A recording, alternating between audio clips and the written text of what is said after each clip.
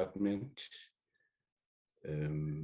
Mr. Temgosim Kalipi, Mr. Vuyo Mafata,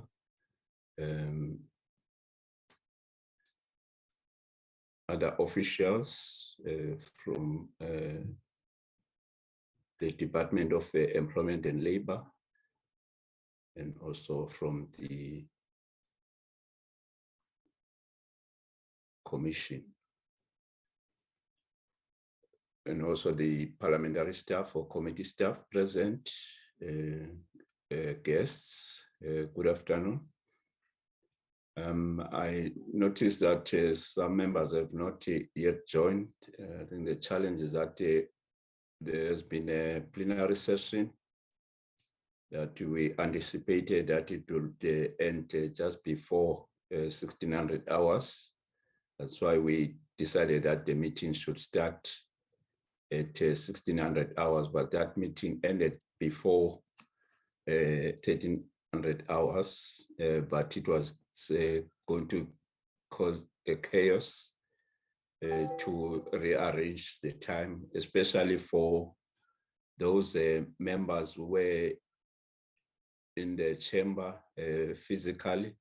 It would have taken them some time before they get back to the villages so that they can also log in virtually. I also see that the minister is with us. Good afternoon, Minister.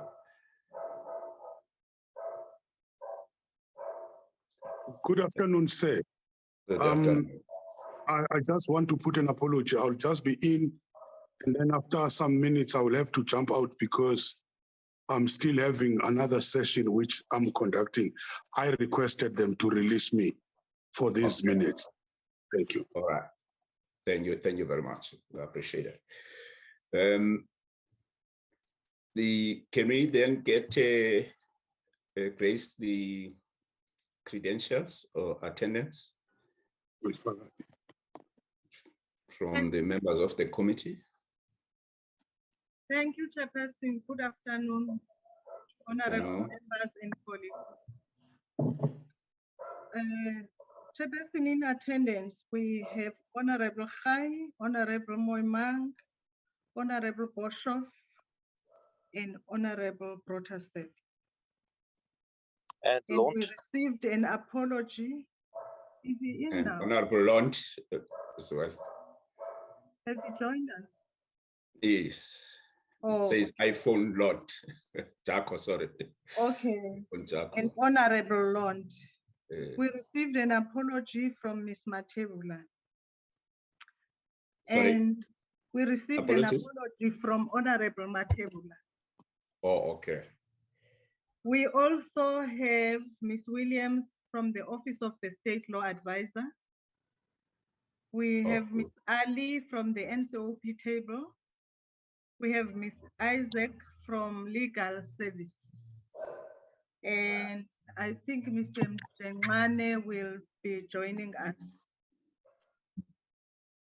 soon. Okay. We'll be starting with the employment and labor. Do we have a legal advisor for employment and labor? Oh, sorry, for employment equity. Is Ms. Isaac for Isaac. Employment equity or COIDA? Chairperson, it's Ms. Aitsu and Isaac. I'm here for Employment Equity Amendment Bill. Oh, good. All right.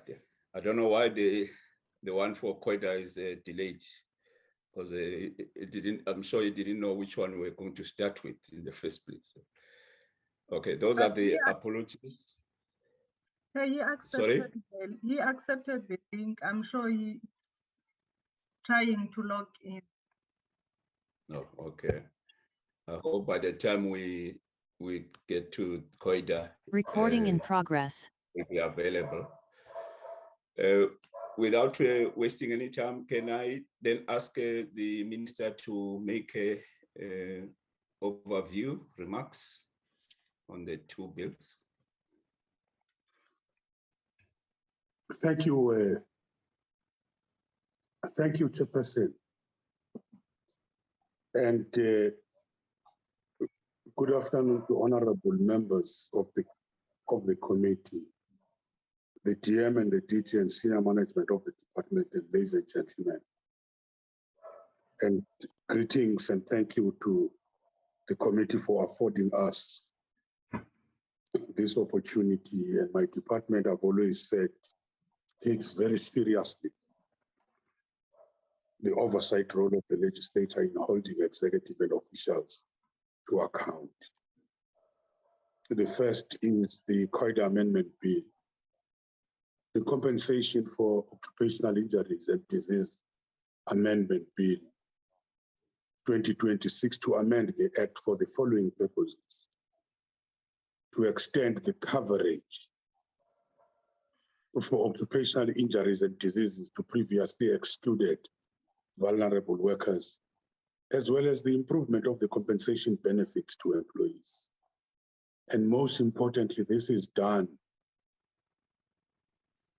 by removing the exclusion of domestic worker from the definition of employee.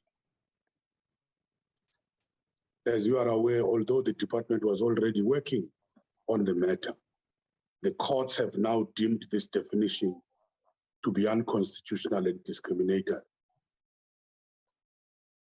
A general comment: the pandemic and the lockdowns exposed the gaping holes in our system of social protection for some groups of vulnerable workers.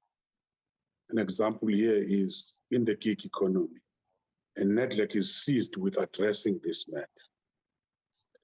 Also, importantly, the COIDA Amendment Bill seeks to introduce the policy and mechanisms for rehabilitation, reintegration, and return to work in order to address the tendency of some employers to dismiss employees on the basis of occupational injuries or diseases.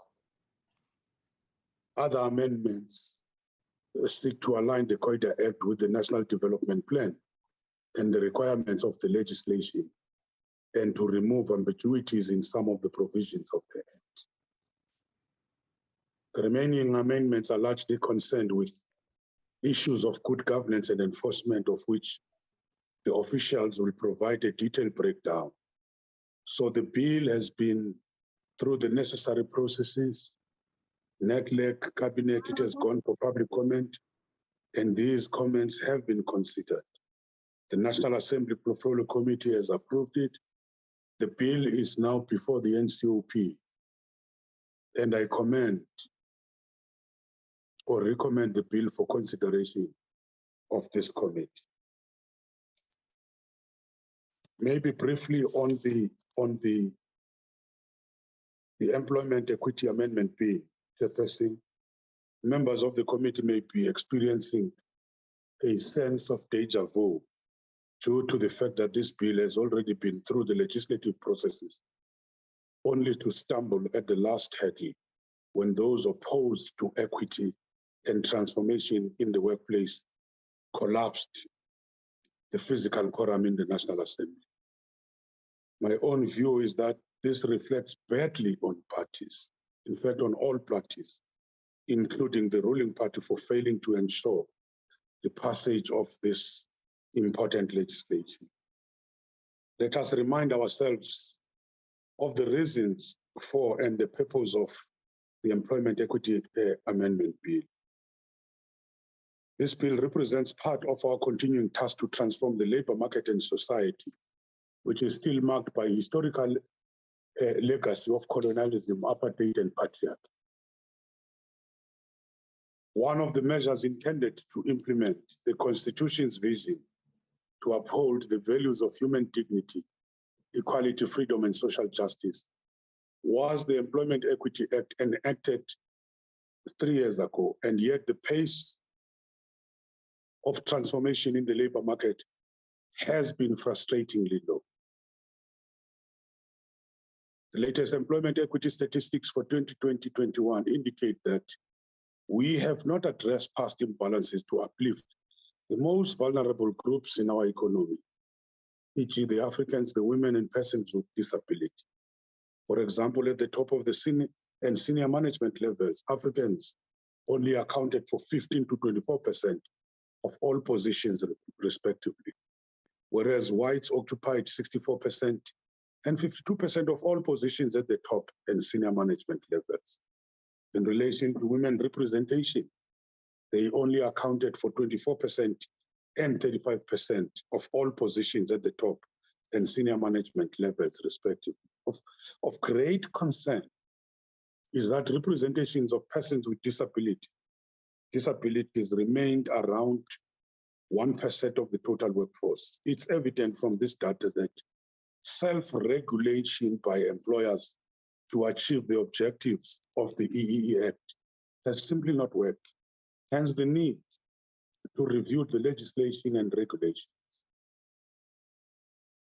The primary objective of these amendments are to empower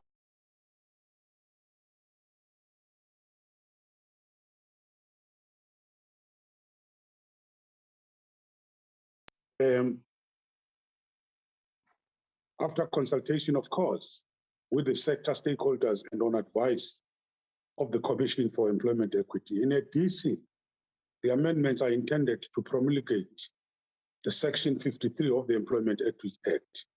Section 53 deals with the issue of employment equity or compliance certificate as a prerequisite for access to state contracts or to conduct business with any organ of the state. So the state cannot continue to financially incentivize organizations that are anti-transformation and continue to resist complying with the laws of the country. And further, the amendments are intended to reduce regulatory burden on small employers employing less than 50 employees. They will be exempted from complying with the EEE or the EEE Act or administrative processes.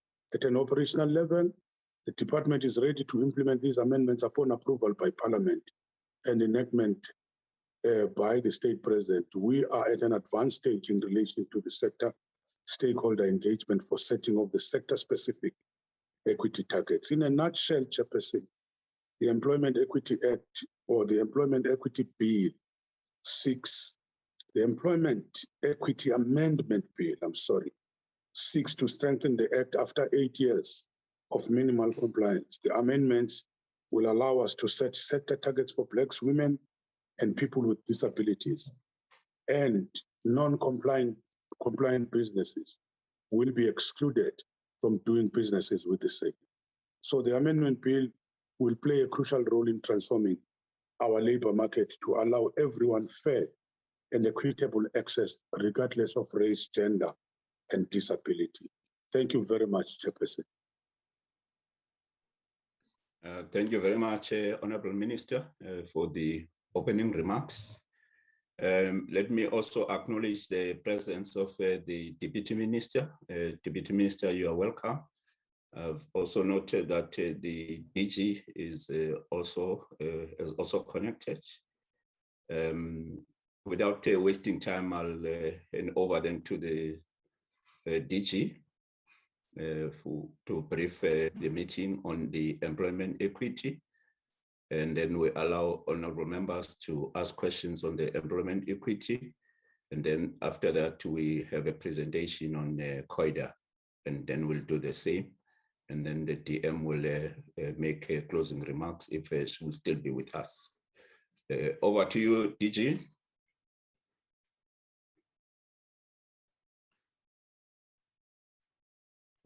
Thank you very much. Observing the protocol.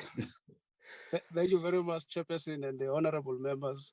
I'm going to ask Commissioner Mafata and Mr. Tim Gosim Kalipi to run with the presentation, Chairperson. Thank you very much. Thank you very much. We'll start with employment equity. Mr. Kalipi. Thank you, Chair, and thank you, honorable members. Honorable members, as the minister has indicated, this bill, our presentation will deal with the outline of the presentation is as follows, honorable members. Firstly, thank you, ma'am. We'll talk about the constitutional mandate and then we'll deal with the objective of the employment equity. Good And evening. then Sis Grace, can you please mute? You can continue, Mr. Kalipi. and we will give the members a report, a snap report of what has happened for people with disability over the three-year period on the occupational levels, including people with disability, all the occupational categories, including people with disability. We'll take you through, because, Honorable Member, there's a big issue about the constitutionality of the amendments that we're making. We'll try and take you through what the law says, what the case laws are saying in terms of these issues. And we'll talk through to you in terms of the socio-economic impact consultation process that we had on the bill. And then the parliamentary public hearings matters arising as a result of that, if there are any. And then we've got some areas that we'd want to put to the members to see whether can they improve on the bill as it is, because there are areas that we think were missed out. And then on top of that, we'll take through the members to the consultation process with the sectors, because we've already started consultation with the different sectors in setting up the target. We are not waiting for the bill to be passed, then start the process. The process has already started, because if the bill is not passed, it will be easy just to stop the process. But if the bill is passed, to start the process afresh again, it might take us longer. And we've agreed with all the parties at NETLEC that we can start the process. Next slide, please, ma'am. Now, in terms of the Constitution, Chapter 2 and Section 9 of the Constitution, everyone is equal before the law, and there's a right of equal protection and benefit of the law. Now, in terms of Section 9.2, equality includes the full and equal enjoyment of all rights and freedom to promote the achievement of equality. Legislation and other measures designed to protect advanced person or categories of person disadvantaged by unfair discrimination may be taken. Therefore, the Constitution, we're trying to show that allow that laws that deals with disadvantage, that are trying to redress the disadvantage of those who are disadvantaged by unfair discrimination in the past. We can have laws, although there are people that believe that's reverse discrimination, but the Constitution allowed that. And Section 3, it's clear that in doing that, the state may not unfairly discriminate directly or indirectly against anyone on more of the grounds that are listed in terms of race, gender, sex, pregnancy, menstrual status, ethnic, social origin, color, and sex, and all of those that are listed in Section 9.3. Next slide, please. 9.4, the Constitution goes further and says no person may unfairly discriminate directly or indirectly against anyone on one or more of the grounds that are listed in 9.3 that I've already dealt with. In 9.5, the Constitution indicates that discrimination in one or more of the grounds listed in Section 3 is unfair unless it's established that the discrimination is fair. Now, it can only be fair if the discrimination is what you're trying to do, trying to redress the imbalances of the past. Next slide, please, ma'am. Now, in terms of the Employment Equity Act,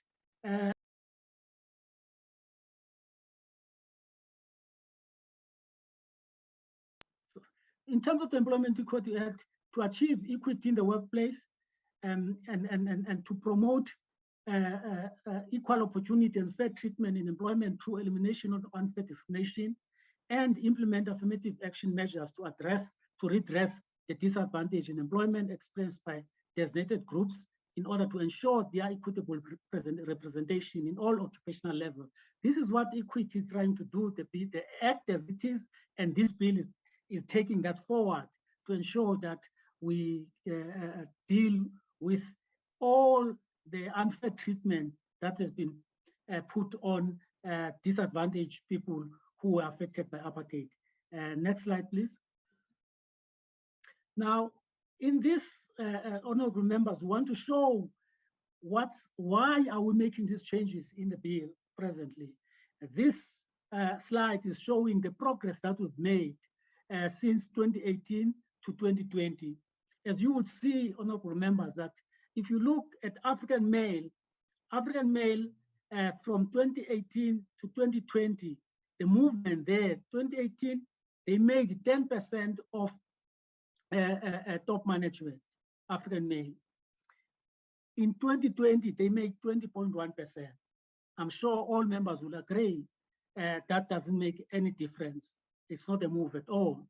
And if you go to colored male, the same situation, although they are not as worse as the African male. You go to Indian males, they are above their EAP. They've done well through the process of employment equity. White male are always above the EAP. African females, they are the same as African male. In 2020, 2018, they were 5.1%. In 2020, 5.7%. We can look at it all. I mean, it showed the statistics that there's not been movement to redress the imbalances of the past by business in this country. Next slide, please. Now, the same apply on senior management. If you look at senior management, the slide shows that African male made 14% in 2018, 15% in 2020, when their EAP is 42%. The same will apply after colored male, not doing badly for 4.7, but there's not been a move. They are not far from their EAP. Indian males, again, far above, including the white males. African females, they are in the worst of them all in this, if you compare to their EAP, from 8.6 to 9.5 in 2020. Next slide, please. Now, with going now to professionally qualified middle management, where you'd expect then some movement to take place. In this case, African male make up 20.1%, that's 21%, 2020, 22%. Colored males, they were in 2018 exactly on they make the EAP 5.2. 2020 they dropped to 4.9.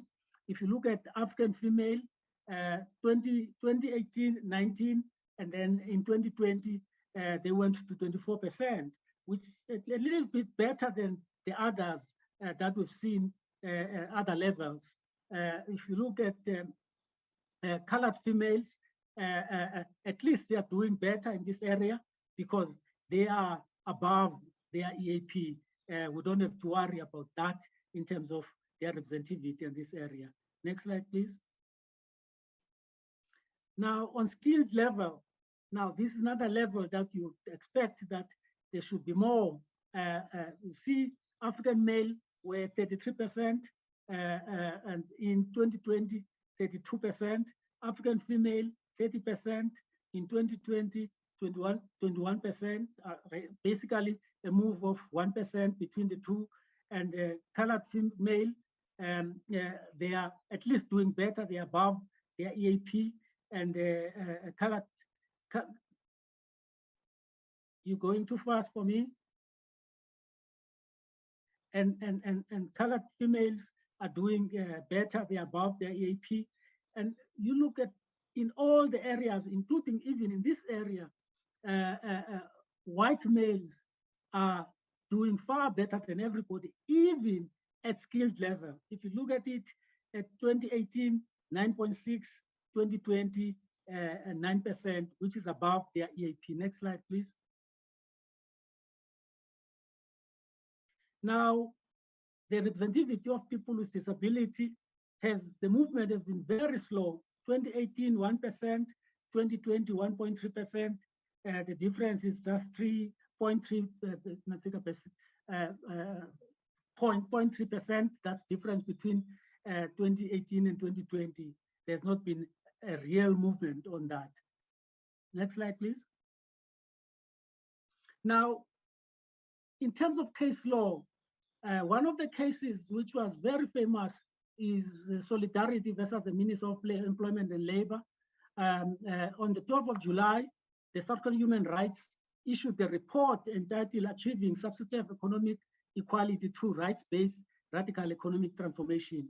The report concluded that the definition of the designated group in the Employment Equity Act broadly the categories of persons who are beneficiaries of the affirmative action measures established by the Act is not in compliance with the Constitution or international law obligation, and recommended that the Act must be amended to target more nuanced group on the basis of need and take into account social economic indicators. The Act must be, and its implementation as well as the design of special measures are currently misaligned to the constitutional objectives. This is what the Human Rights Commission, next slide please, indicated in their report. And then Solidarity, relying on this report, went to court to seek an order that Section 42 of the Act read with the definition of designated grouping in Section 1 of the Act is unconstitutional because read together, they do not provide for appropriate classification of designated group other than those on the basis of race, gender, and disability, and fail to account for need-based restitution. Solidarity sought an order confirming the finding of the recommendation made in the equality report, insofar as they relate to employment equity. And they submitted that the equality report had binding effect because of its factual existence. Next slide, please. Now, the Labor Court, the application by Solidarity in the Labor Court was dismissed on the following reason. The court said no statutory or other regulatory provision that rendered the equality report binding on government or any other party, said there was no reason for the department to follow this report. The South African Human Rights itself did not intend the report to be binding. The report is a research report intended to contribute to the public discourse and to provide advice and guidance to government in fulfilling its constitutional obligation. No basis on which the court was empowered to confirm or otherwise enforce the report's finding and recommendation for purposes sought by Solidarity or for any other purpose. And Solidarity has not sought to postpone that part of the application in which it seeks to declare Section 42 of the Act unconstitutional. The Labor Appeal Court's application was dismissed, and then they went to the Constitutional Court. The application was also dismissed for leave to appeal by both the Labor Appeal Court, the Labor Court, and the Constitutional Court. Next slide, please. Now, as members would know, in terms of government processes, all legislation that are going through government processes must go through what we call a SEER process on any government proposed bill, amendment, bill, or policy. The government process conducted by the Department of Planning and Monitoring and Evaluation. And this process, as I indicated, is not conducted by the department concerned. In this case, Department of Employment and Labor is conducted by DPME. Before the bill can be tabled in any cluster cabinet for approval, the bill must be published or public for public comment for tabling in Parliament.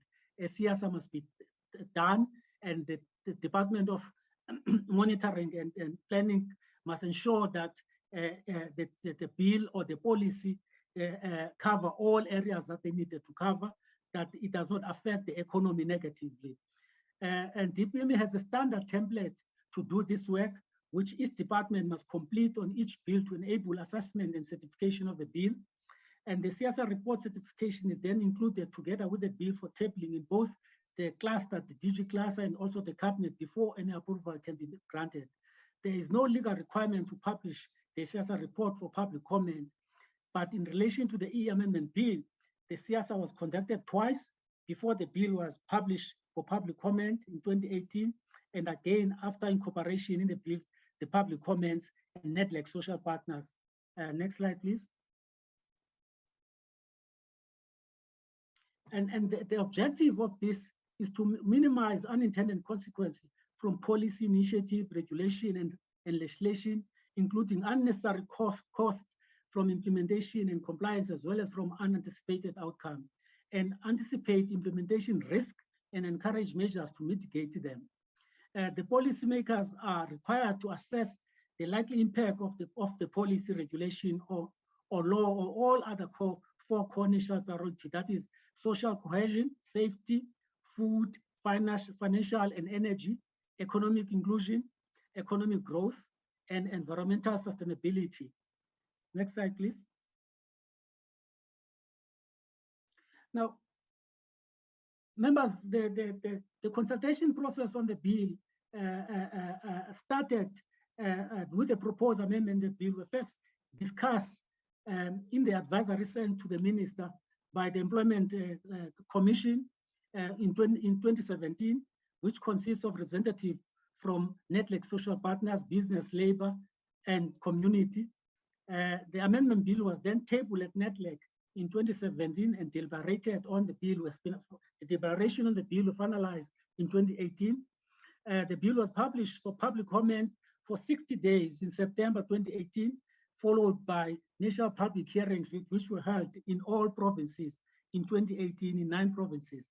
Interdepartmental deliberation on the amendment on the bill commenced on the 29th with the National Treasurer, the Office of the Chief Procurement, DTI, in terms of BBE Policy Unit, DMR, in terms of the Mining Charter, the Department of Higher Education, in terms of higher education institution, CCMA, the linkage between the CCMA case management system and the employment equity system for verification to ensure ensuring of compliance certificate, and the Department of Employment Standard linkage between the Act and the National Minimum Wage Exemption System.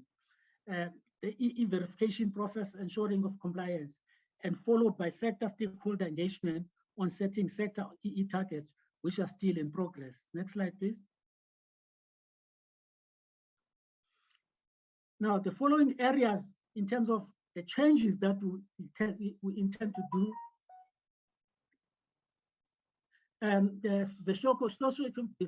The definition of designated employee, Section 15 of Employment Equity Act, Section 15, capital A of the Amendment Bill, Section sector-specific target versus quotas, reasonable progress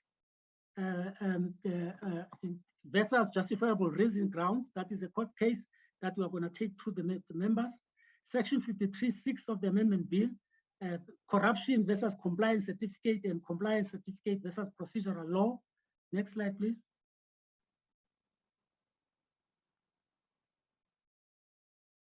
We've already dealt with this one. Can we move? Next one, please. The amendment bill is intended to reduce the regulatory administrative burden on submission of EE report by small employers. That is those companies that employ less than 50 employees. And the changes in this section is that they do not have to comply with, they do not have to comply with Chapter 3 of the Act, implementation of affirmative action. That's the section that they need, they don't need to have to comply. In order for small employers to obtain certificate of compliance, they must comply with the following requirement. Chapter 2 of the Act, unfair discrimination, therefore they cannot discriminate unfairly, and the national minimum wage. They don't have to submit reports to the department when this law is passed. The only issue that they must do, as we said, they must not discriminate, and they must comply with the national minimum wage. And those are the only 2 questions that are asked from small employers for them to get a certificate of compliance. And it changes, it makes it easy for those employers to do business with government and other employers, because now they don't have to submit reports, just like big companies. Next slide, please. Section 51 of the Act states that affirmative Act measures are measures designated to ensure that suitable qualified people from designated grouping of equal employment opportunities are equitably represented in all occupational level in the workplace, in the workforce of a designated employer. Section 52 states that affirmative action measures implemented by the designated employer must include measures to identify and eliminate employment barrier, including unfair discrimination, which adversely affect people from designated groupings, measures designed to further diversity in the workplace, in the workplace based on equality, dignity, and respect for all people, making reasonable accommodation for people from designated group in order to ensure that they enjoy equal opportunity and are equitably represented in the workforce of a designated employer. That's what Section 15.2 state of the Act. Next slide, please. Subsection 3 continue to indicating that to ensure the equitable representation of suitably qualified people from designated groups in all occupational level in the workforce, and retain and develop people from designated grouping, and to implement appropriate training measures, including measures in terms of an act of parliament providing for skill development. Section 15.3 states that the measures referred to in subsection 2D include preferential treatment and numerical goals, but exclude quotas. Now, this is important, members, because the targets that we are setting, there are people who are arguing that we intend to set quotas, and we want to show why these targets are not quotas. Subsection 42, subject to section 42, nothing in this section requires designated employer to take any decision concerning an employment policy or practice that would establish an absolute barrier to the prospective or continued employment of or advancement of people who are not from designated grouping. The law does not prevent employment of white male, for example, because they are not designated. And that's what section 242 precisely states. Next slide, please. Section 51 states that the minister may, by notice in the government gazette, identify national economic sectors for the purpose of this act, having regard to any relevant code contained in the standard industrial classification of the economic activity published by State South Africa.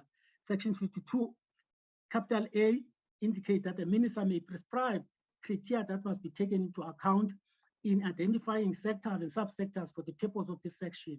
In section 53, capital A, 15, capital A3, the minister may, after consulting the Minimum Wage Commission for the purpose of ensuring the equitable representation of suitably qualified people from designated group in all occupational level in the workforce, by notice in the government gazette, set numerical targets for national economic sector identified in subsection 1. Now, the proposed amendment in section 15A capital 3 read as the minister may, after consulting the relevant sectors with the advice of the Commission of Employment Equity for the purpose of ensuring that equitable representation of suitable, the new section there, honorable members, is that the minister may, after consulting the relevant sectors and with the advice of the Commission of Employment Equity, this section was inserted in the bill that was published by the minister after the discussion in the portfolio committee. For purpose of ensuring the equitable representation of suitably qualified people from designated grouping of all occupational level in the workforce, by notice in the government gazette, set numerical targets for any national economic sector identified in terms of subsection 1. Next slide, please. Now, to give effect to section 15, capital A3 in the bill and the network agreement in relation to consultation with the sector stakeholders for the setting of sector-specific targets, below is the progress made in terms of this. Members, the sector stakeholder consultation commenced on the 29th, in June 2019, with interdepartmental engagement in the National Treasurer, with the National Treasurer and others. And on the 31st of March, a total of 16 of economic sector have been consulted, 2 sector outstanding, manufacturing and public administration sector consultation, as we're still continuing with them. Details of the sector stakeholder consultation is contained in slide 30 to 31, as we indicated. Next slide, please.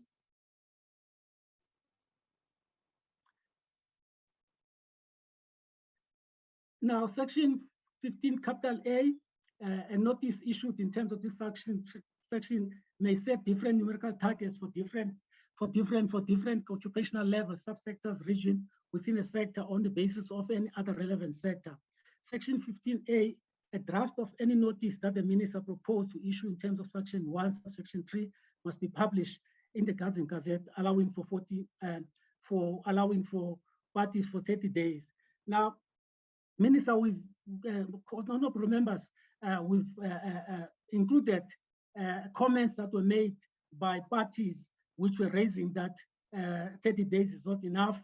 And our view was that these comments that were made in the bill, the 30 days for comment in the network agreement and again published for proposed e-sector will be outcome of the agreement reached with the relevant stakeholders and sector during the sector consultation. Next slide, please.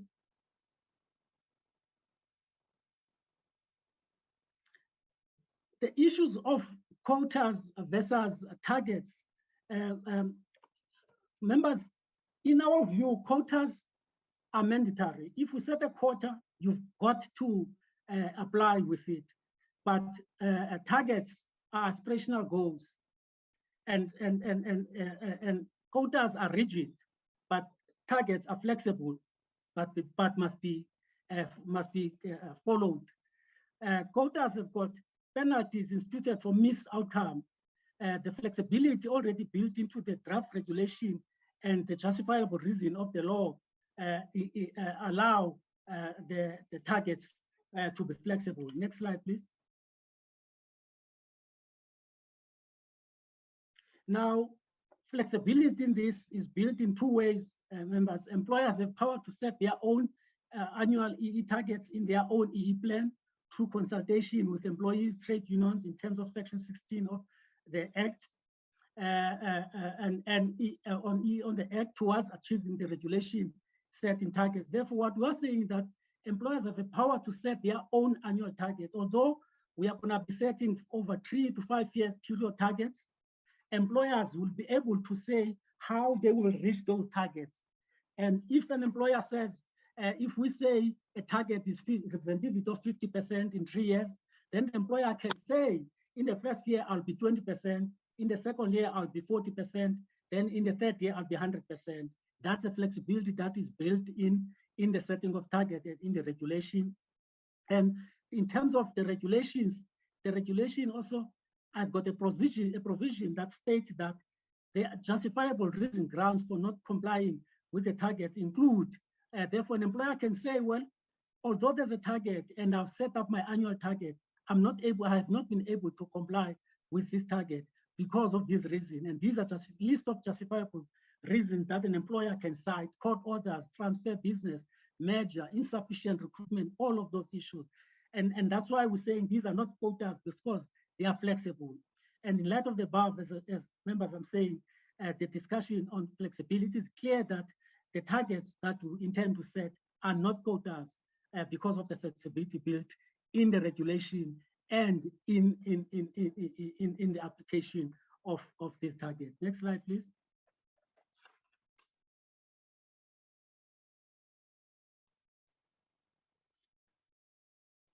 Now, the Section 53.6, which enabled the minister to be able to issue a certificate in terms of subsection 2, if the minister is satisfied that the employer has complied with the numerical target set in subsection 15A, in respect of any target which the employer has not complied with, the employer has raised a reasonable grounds to justify its failure to comply as complicated by section 42.4. Therefore, if the employer says, I've got a justifiable reason not to comply, the employer will get a certificate.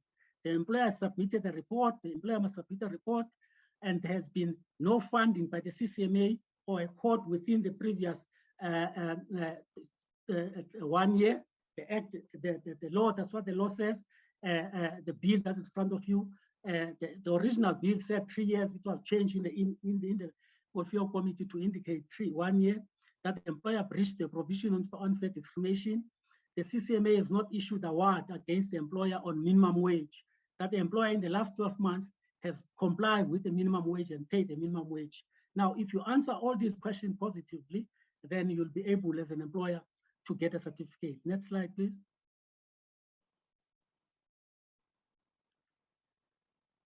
Now, the processes of issuing of certificate, and there was this issue that the certificate is going to create corruption in the department because there's corruption, inspectors or or officials of the department will sell certificates.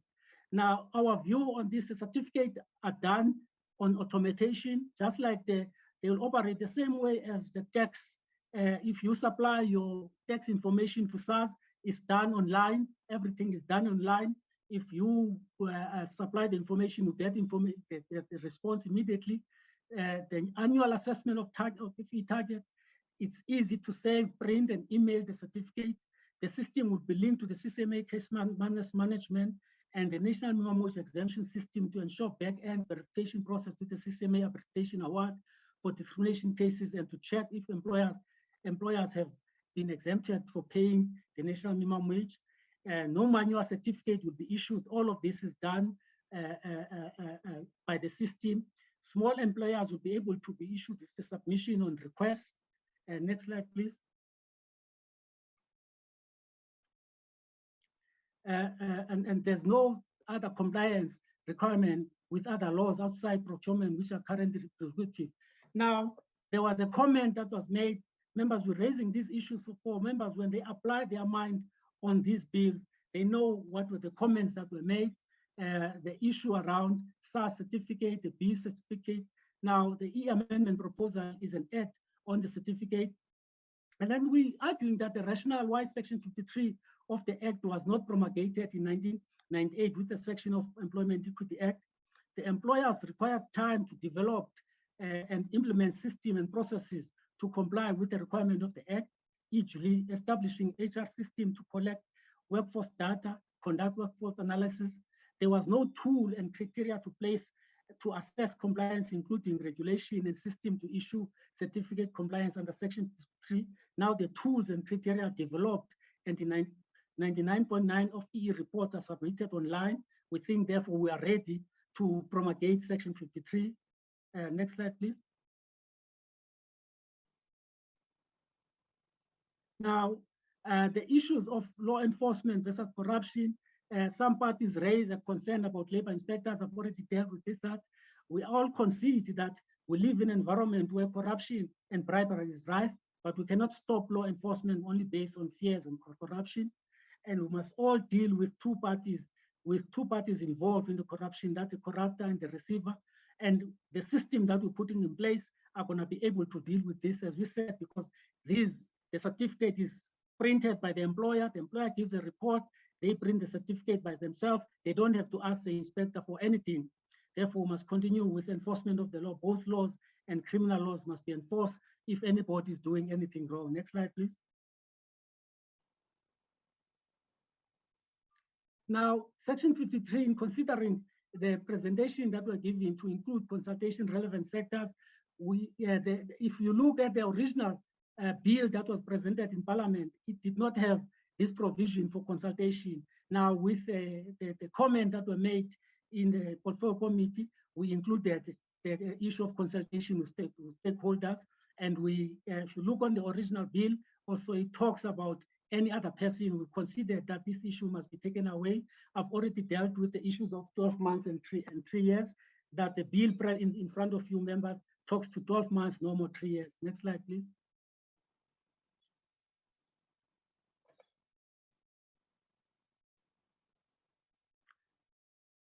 The following sectors are sector B codes that we've looked at in terms of setting the targets.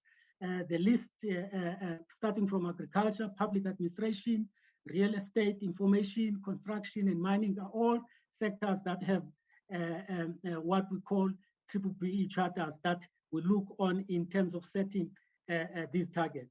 Next slide, please.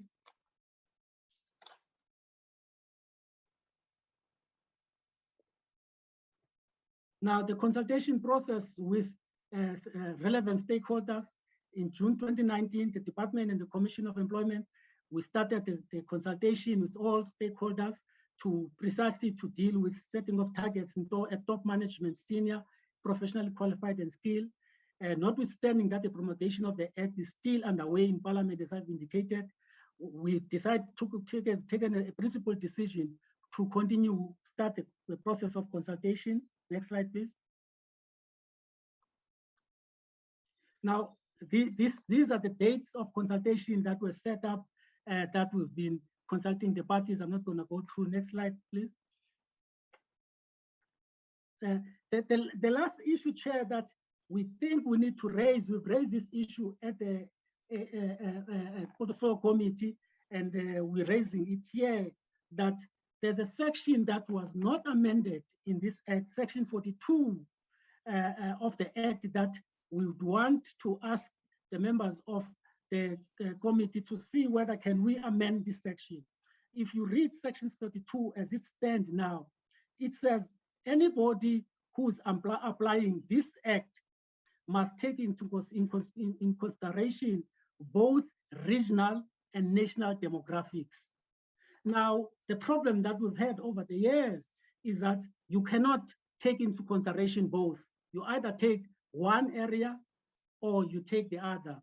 And as members would know, there was a court case here in Cape Town with the Department of Prisons, Correctional Services, where correctional services use the national demographic instead of the provincial demographic. Now we want that area, although it's not in the bill, members raising it, would want that area to be changed so that it reads, instead of saying and, we replace and with or. We know that this amendment was not published, it's not part of this, and that we're putting in front of the committee, because if it's not corrected, it says you must use national and regional demographic. It means you must use both of them. Now it's impossible to use both of them, and that's what the Act has been all along. And the bill that was passed by Cabinet had that change in, but unfortunately the bill that ended up in Parliament submitted to us did not have that change from national or regional. And we're putting this in front of the committee to see whether can we change that normality so that the Act can operate properly. And both business and labor at NEDLAC on this accept this change, because it will make it easier for employers to choose one of the two, either national demographic or national demographic, instead of having to use both. Thank you, Chair. Thank you very much, Mr. Mkalipi, for the presentation on the employment equity.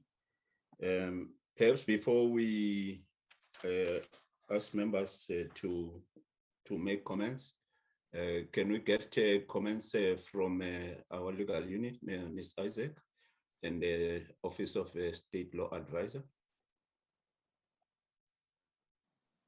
Thank you, Chairperson. At this stage, I don't have any comments. I will be led by the committee if there's any specific issues or questions that they require clarity. Okay. Office of State Law Advisor. Good afternoon, Chair, and good afternoon, honourable members. At this stage, we have nothing to add, Chairperson. Okay. Perhaps both of you, can you advise then on the point that was the last point that Mr. Mkalipi is raising?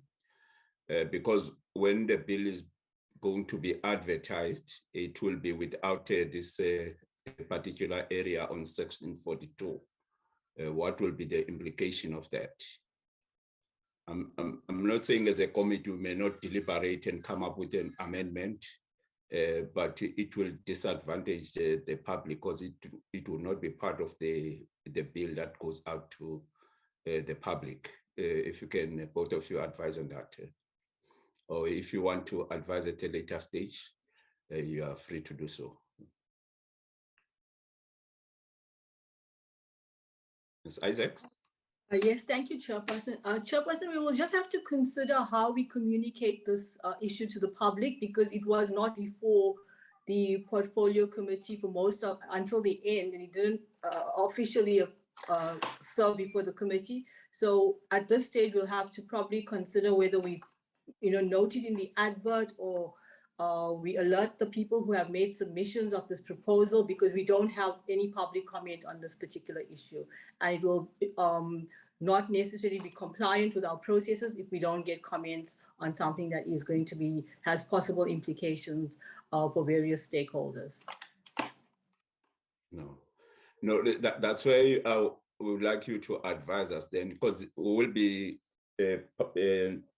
advertising, but the advert will refer people to the bill. And when they look at the bill, it doesn't have that particular issue on section 42. So how is it going to be published? Because the bill itself that will be out to the public won't have it. How do you then insert it? Because you can't insert it if it was not adopted by the, unless then it comes from the public as part of the public involvement or hearing. Yes, Chairperson, that is the difficulty. Maybe if we could just have time to consult with committee section as to how we could approach this, so we could have an approach from the institution as to what is the best way to deal with this matter, because we are concerned about the legal implications. So if you can just give us some time to consult on the matter before we give the committee some reasoned advice. Okay. Okay. No, that's what I think that Office of the State Law Advisor, you also concur. Chairperson, I think that the parliamentary law advisor is best placed to advise on the procedure with regard to when the bills and publications in Parliament. But if needs be, we are willing to consult with the parliamentary law advisors when they prepare the response for the committee. Okay, no, thank you very much. Thanks, Chair. Thank you very much. Honorable members, can we ask questions on the presentation? Can I just, before again, sorry, we have the number of documents that were sent to us. We have the PowerPoint presentation, but we also had the bill is amended by the portfolio committee, but also we have the A bill.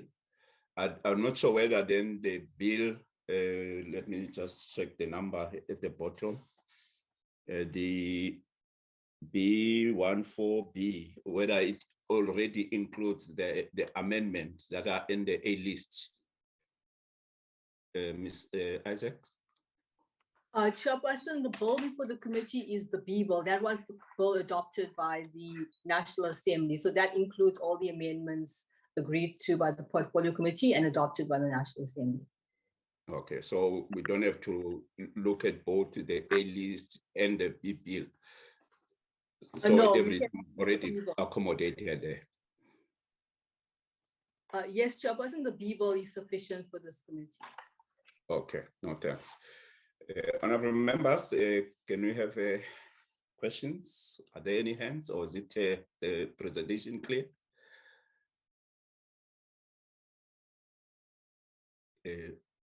I'll have the hand of Honorable Boshoff, Honorable Meemank. I think we'll take Honorable Boshoff and Honorable Meemank for now. Over to you, Honorable Boshoff. Good afternoon. Thank you very much, Chair. On behalf of the DA, I just would like to have it noted that the DA does not support this bill. And I can give you reasons for that. One of them is it will definitely see the minister misusing his powers. We will see the deterrent of investors. The economy will be undermined. We'll see the creation of extra job losses. We will see the increasing of unemployment. It currently stands at an expanded rate of 44.4%. And there is just no way that the DA can go ahead and condone this bill. I would like to say that we are all for redressing the imbalances of the past, but it must be done in a constitutional manner. Then I would also like to say that it would appear, listening to the minister and to the presenter, that the concentration is on the upper echelons of the private sector. Why are we not looking at the public sector as well? because it appears as if government is just turning a blind eye to the public sector, but just concentrating on the upper echelons of the private sector. And then I am completely against one person, and that is the Minister of Employment and Labour having the opportunity to set EE targets. That is absolutely undemocratic and unconstitutional. And I also do not support the Section 42 as discussed. I would like to see it taken to the public for consultation. Thank you very much. Thank you very much, Honorable Boshoff. I think what is going to happen is that now that we're getting the briefing on the employment equity bill, we'll follow the processes. The bill will then be advertised so that the public could also make comments, written comments, but also oral presentation. Obviously, I'm sure it will be via virtual because of the situation we find ourselves in. Then after that, we will consider the input from the public, and the department will also respond on the inputs from the public. And then as members will deliberate, that's when then the issue that Honorable Boshoff is raising could come in. But when we finalize then the bill, we will vote on the bill as a committee, and then we take it to the House. Parties, because it's Section 75, political parties will have an opportunity to make their declarations for or against. So that some of the points that Honorable Boshoff is making would be more relevant when we do the declarations in the House. But there's some questions that needs clarity that Mr. Mkalibu will have to respond to, particularly with regard to the public, I mean the public sector. There's a specific question with regard to the public sector. What is the role of the employment equity in the public sector? But before you respond, can I take Honorable Muima? Thank you, Chair. Let me welcome the presentation as led by the Minister and the team on this brief relating to the amendment of the employment equity plan. Just two areas that I need clarity on, Chair. The first one relates to the elaboration around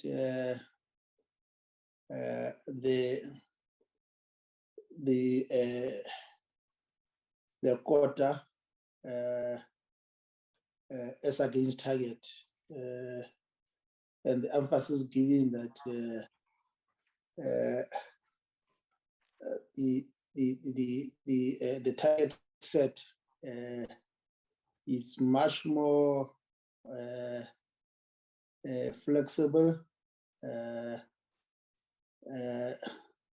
The reason why I seek this clarity is informed by the stats on progress that you referred to. The beginning of the presentation, I think there were 3 to 4 slides that spoke to the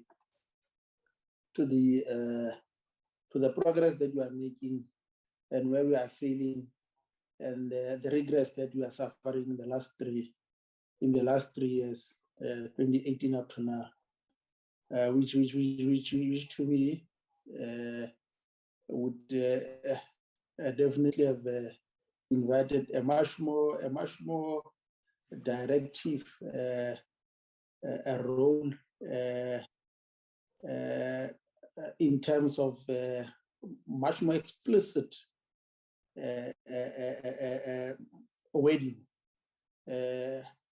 because if the current regress that we are suffering is probably informed by the flexibility that we have. And again, we want to be a bit more diplomatic. It's a bit of a concern to me because the reality of the matter is that after 27 years, it cannot be correct that we still struggle with transformation in the public sector, particularly centered around issues that were raised. So I would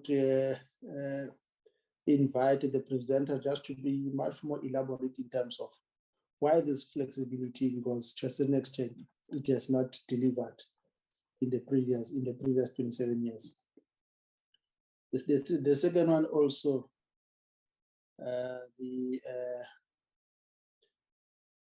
justification that the employer could give, particularly when you juxtapose the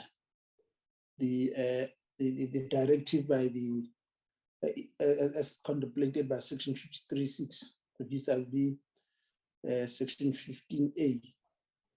To me, the fact that there's still room for employer to give justification as to why do they continue to not to meet the employment targets. It's a challenge also in the sense that the issue of transformation cannot be postponed forever. And if the research and the survey and the numbers that we have put before us clearly indicates that there is a regress, and we continue again to then give employers more ample reason to justify as to why are they not in compliance with the Employment Equity Act. To me, it's a perpetuation of the delay that we continue to experience in terms of transforming both the public and the private sector. But more than that, to me, the imperative of our values as enshrined in the Constitution are sacrosanct and are of paramount importance. And therefore it becomes important that any room, whether it is in the private sector, that continues to allow unfair discrimination must be stopped. And therefore the bill is a work in progress in terms of ensuring that we address the situation, particularly given the fact that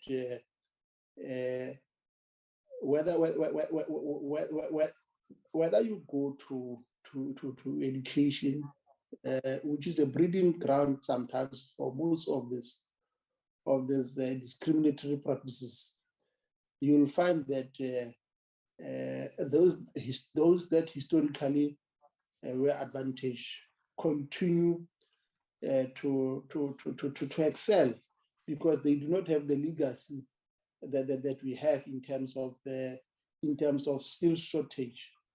And now, where there is an opportunity by the department to rectify, it cannot be correct to get a sense that there is still some of us who are trying to justify the perpetuation of the status quo. The reality of the matter is that whether it is in employment, because the bill also raises a number of issues, whether it is the psychometric tests that are also used sometimes to discriminate against the progression of those that historically were a disadvantage. It is important that such matters must be looked into, and I'm happy that the bill is looking into that. And therefore it becomes important that this bill must be given an opportunity to reach its final conclusion as part and parcel of healing our division of the past. And it cannot be correct that even today, we still, it's worse when we are regressing. And when we regress, it means even the progress that we have made is suffering a blow. Thank you, Chair. Thank you very much, Honorable Mema. Are there any other members who want to ask questions? Zbele, can you please mute? Zbele, can you please mute? Are there any other members? Honorable Chair.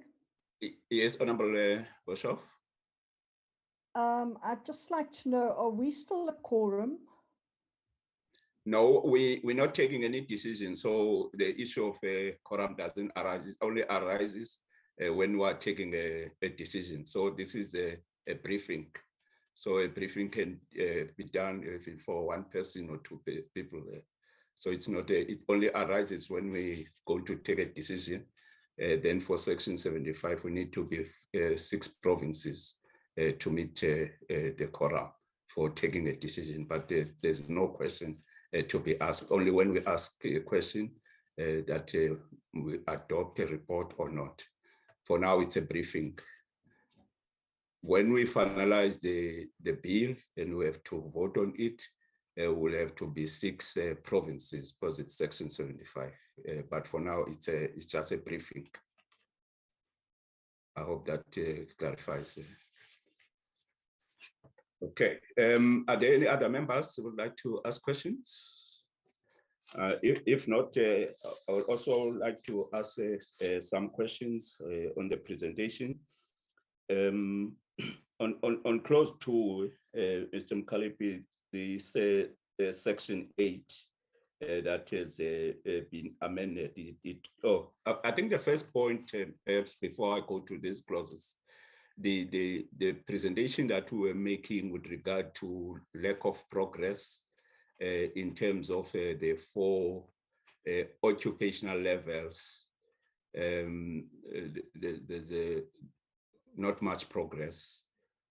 But then the question that is fundamental for me, whether the amendments that we will be making as a parliament, are they going to strengthen or make improvements on the implementation of the employment equity, particularly with regard to the economic active population, whether there will be more in terms of the percentages with regard to those 4 occupational categories. Yeah, so that's a point I want to start with,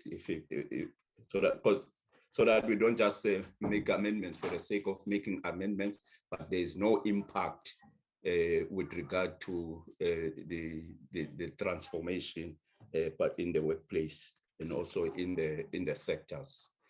The next question then is on clause 2, section 8, that talks to that this particular amendment, its aim is to exclude the requirements that psychological testing and similar assessment of employees must be certified by the council. It says that the council does not have the capacity or procedures to undertake this certification.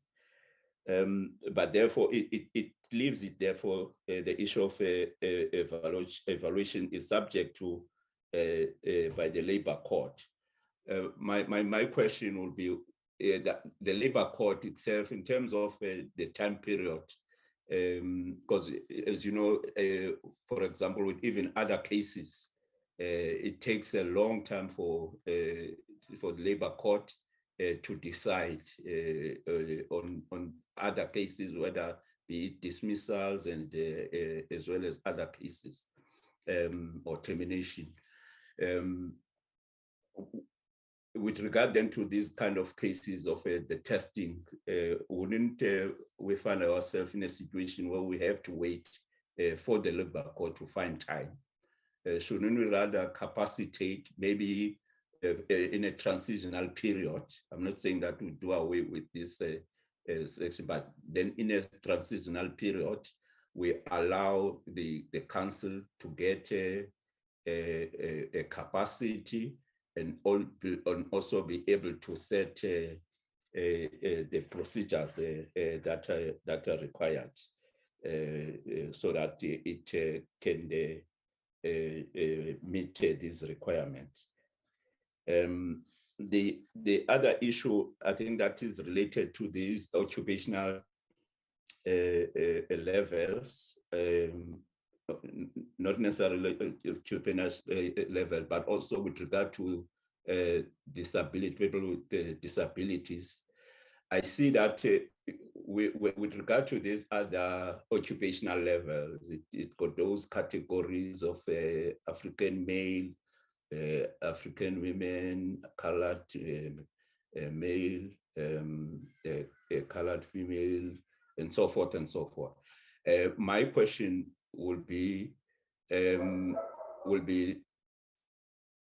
shouldn't we do the same also with regard to people with disability, so that we categorize, instead of just saying in 2018 it was 1%, now in 2020 it's 1.3, but we further categorize them in line with those occupational levels. I don't know if it's clear, but also using race and gender even among the people with disabilities. Just wanted to ask that question. I'm sure this one of professionally qualified. My question would be also perhaps in both in the public schools and private schools. My clarity there, because I think this occupational level would qualify the professional qualified, because for me it will then refer to teachers, for example. But you find in the former Model C schools that teachers, teaching profession in those schools is still really white. I don't know, maybe I haven't done a broader research, but I'm basing it on the schools that are attended by my own children, where if you find a black teacher, it will be one teacher who's only teaching Xhosa language. Other than that, you don't find any other teachers in schools. So perhaps it's got to do with whether these also apply, these occupational levels and the targets and even quotas apply in schools, particularly former Model C schools. The issue that was raised by Honorable Moimang, or I think the issue that deals with the targets that the minister may be coming up with regard to economic sectors, whether they would also be able to improve the situation that we find ourselves in the report that we've just tabled with regard to those, most of those, if you compare, not compare with EAP, but just compare a year on year, you find that just between 2019 and 2020, it's less than a 1% increase in areas where there was an increase. I'm just basing it just on year to year, not necessarily on the EAP. I know that the focus should be on EAP, but I was just looking even year on year that there's no difference, like you were doing with the people with disabilities, that it was focusing on years, not necessarily on EAP. But I'm doing both, focusing on EAP as well as year on year.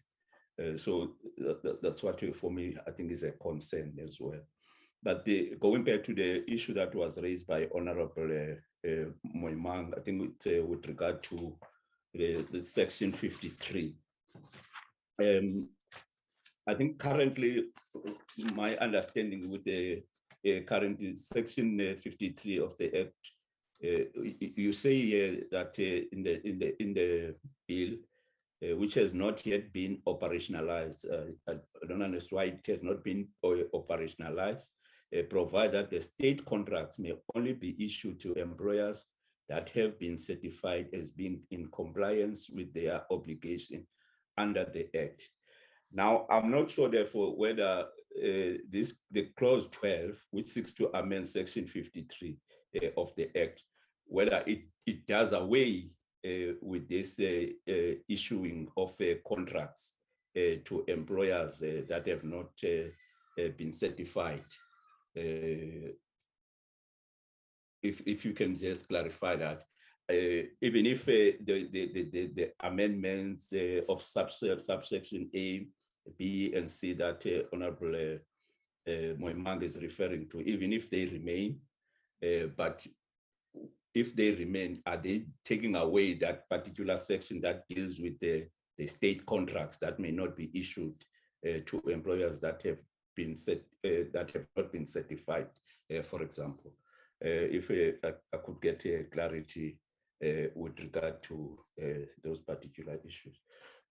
For now, I think, thank you very much. If we could get a response, unless there are follow-up questions from other members before you respond. If not, can I ask you then to respond? Thank you, Honorable Chair. The first question from Honorable Boshoff is why are we targeting the private sector, not government? The law applies to all sectors of the economy. We've taken a decision in this presentation to put stats in the private sector. We can give the committee the stats, same stats in the private sector. And you'll find out the private sector is doing far better than the government is doing far better than the private sector. Therefore, those stats, we can make them available. The fact that we've supplied statistics in the private sector doesn't mean that the Act does not apply to government. It does. And we can give the committee before even the next meeting those stats so that the committee can see that although in certain areas government is not where it should be, but it's doing far better than the private sector. On the question by Honorable Maimak is that we agree with all the issue that is stating here that there's been no real movement in transformation of the labor market. There's no doubt about that. In the 21 years of employment equity, the movement has been very slow. There's no doubt about that. But what we take into consideration in setting this regulation is we've got a constitutional perspective that we've got also to look at. If we set quotas, we know that this bill and this when it becomes an act, if it's passed by Parliament, there will be constitutional court challenges, and we should be able to defend this. And that's why we put in the provision as we've put it, that we're setting target, those targets must be met. If you can't meet those targets, you must have justifiable reason. Now, obviously, an employer would say, well, I've got justifiable reason. This is reason X that makes me not to meet this target. Our inspectors then are expected to visit those companies, have a conversation with them. Let us say if a company says, well, we could not meet this because the economy has not grown in our sector. The inspector must be able to go and say, well, let's show you other companies in your sector that have grown irrespective of what the economic situation is, and they've been able to transform. And that's the intention that we need to have in this and that discussion. Obviously, if an employer does show a reason that is justifiable, that makes them not to be able to do what they need to do, it will be unwise of a law that says that irrespective of your justifiable reason, if you do not meet the targets, you will face penalties. And that's the issue that we're avoiding. Therefore, we agree the targets has got to be strong, they've got to be enforced, they've got to be implemented, and the justifiable reason that are cited by employers must be interrogated by all of us, our inspectors and us, to look at them. If we're not happy with that justifiable reason, we must be able to take them to court on those issues. And that's the reason, Honorable Nomot, we taken this approach. First, to make sure that we're able to defend if it's the act is challenged in the Constitutional Court, in any court. Secondly, we accept that if a reason is justifiable, it will be unfair for us to act negatively to that employer if we accept the reason that they've got a justifiable reason on it. Therefore, that's the only reason why we taken this route in setting these targets and not gone through the quota route, because we know clearly that if we set up quotas, there will be a constitutional court challenge, and we are not going to be able to defend the law. But if we set targets and we can show whoever challenged it in court that our targets are flexible, if an employer has got a justifiable reason, because the law and the Constitution says you can't penalize an employer that has got justifiable reason for not doing something, unless you can show that their justifiable reason is not justifiable after all. And that's what we intend to do, to be able to go out and argue that the justifiable reason that they are putting are not justifiable. Will this amendment, Honorable Chair, that you're asking, strengthen implementation? The answer is yes. These amendments are going to strengthen implementation. How? One, the enforcement is going to be easier, streamlined, because the reports online are going to assess whether the employer has met their target. You don't need an inspector to go and look at them. When you receive the reports are going to be analyzed by the system, just like the SARS. When you submit your tax return, the system of SARS analyzed your return, the information that you gave SARS, and the system tells you immediately that you are going to get a tax return of this amount, or you own SARS this amount, you must pay up. The same applies with the system that we're setting up. The system will be able to assess the compliance immediately, and the employer then will be able to get a certificate or not get a certificate as analyzed by the system, and the inspectors will be able to enforce the law in those employers that have not met their target, and go out and do audit, what we call audit, for those employers who says they've got justifiable reason for not complying with the law. Now, on the removal of the council on the certification, the reason, this law was, this provision was put in 2018 on the law. From 2018 till now, the council has not been able to certify anything. Now, if we don't do something about this, it creates problems in the labor market, because then business says to us, look, we can't move. You've got a provision in the law that says the council must satisfy test. The council is not capable of doing that. And how do we then carry on with our business? Now, any law that you put in place that is not implementable because of whatever reason, and we thought then the best thing is to remove this. There's nothing wrong in coming back later, a year, 2 years later, when the council says to us, we are able to do this work now. We've done all that we need to do. But since 2018 to now 2021, the council has not been able to do this. We don't think that they are likely. We've had a lot of discussion with them. They've considered upfront that they won't be able to do this work. And they know that we're removing this. It's removed after discussion with them. Now, whether this removal then is going to make it difficult for employees and the delays in the labor court, unfortunately, yes, we concede that the courts, not only the courts, also the CCMA will have to come in and conciliate on those before they go to court. We hope that those disputes on whether the assessment is fair will be able to be decided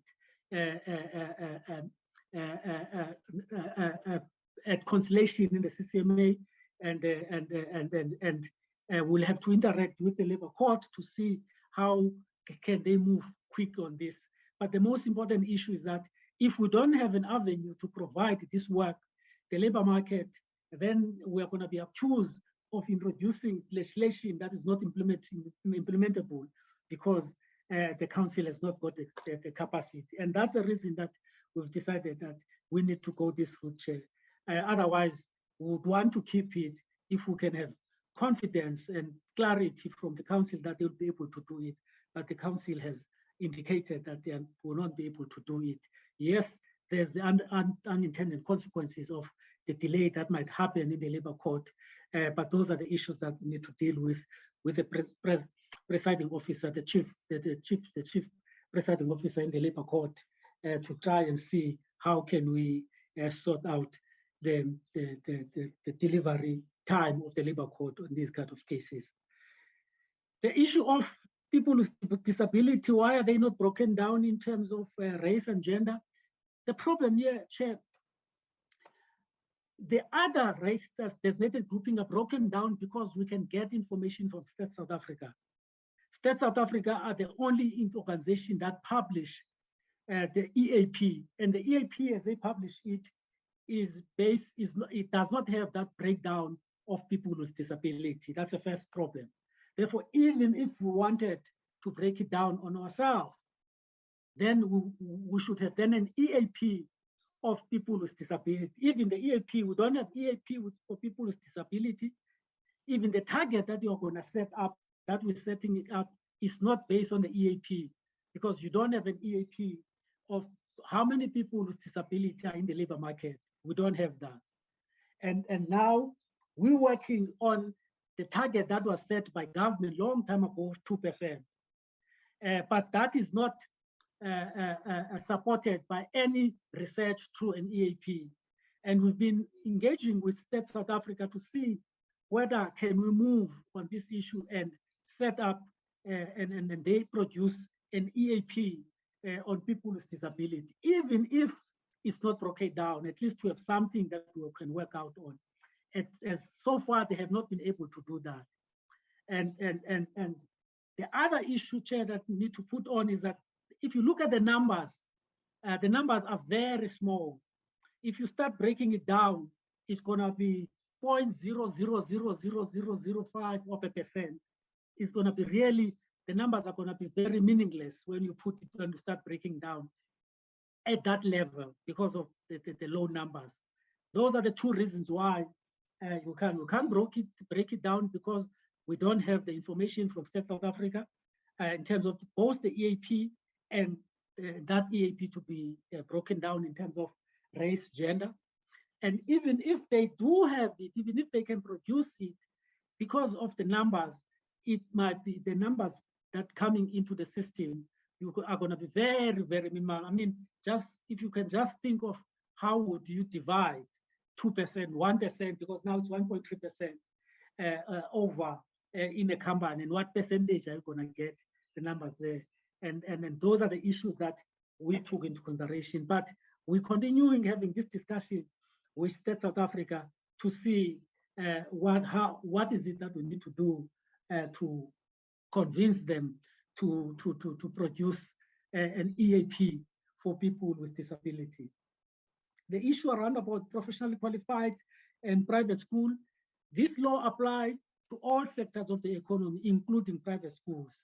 As long as, if this bill is passed, as long as they employ more than 50 employees. If they employ less than 50, then it won't apply to them, this section of the law, the affirmative action part of the law, it won't apply to them. But if they employ more than 50, it will apply. But presently, as we speak now, this law applies to them also, irrespective of their size, in terms of the issues that we've raised. will they improve? Will this improve representativity in the different levels? We think there's, if we enforce and apply the way that we think it should be, yes, it should improve this. And we've already in the interaction with the different sectors seen how they see this issue and why some of them are very reluctant in going this route, because it's going to expose them in terms of the enforcement. The Section 53, first, and as we've indicated, Section 53 was not operationalized because when the law came into operation, the debates were what will be compliance? Will compliance be employer that reports? If an employer submits a report, does that mean compliance? Then they must get a certificate, they must do business with government. Now that we're making these changes in Section 53, those changes enable us then to confidently apply Section 53 because it worked out what is it that we need to do to apply Section 53. It does not change the requirement that says that if you do not comply with the law, you are not going to have the right to do business with the state. If the minister does not give you a certificate, you have not complied with your target, you have not reported our discussion in the law, then you should not be able to do business with government. That has not been changed. What has been changed is that we've introduced steps that need to be taken for a company to get the certificate so that it can do business with the government. And that's the change that we're making in this. We're not doing away with that requirement, Chair. I think I've dealt with all the questions, Chair. Thank you. Thank you very much, Mr. Mkalipi. I don't know if members have follow-up questions. Just one, which I maybe it was part of the list of questions I had. I don't know how I missed it.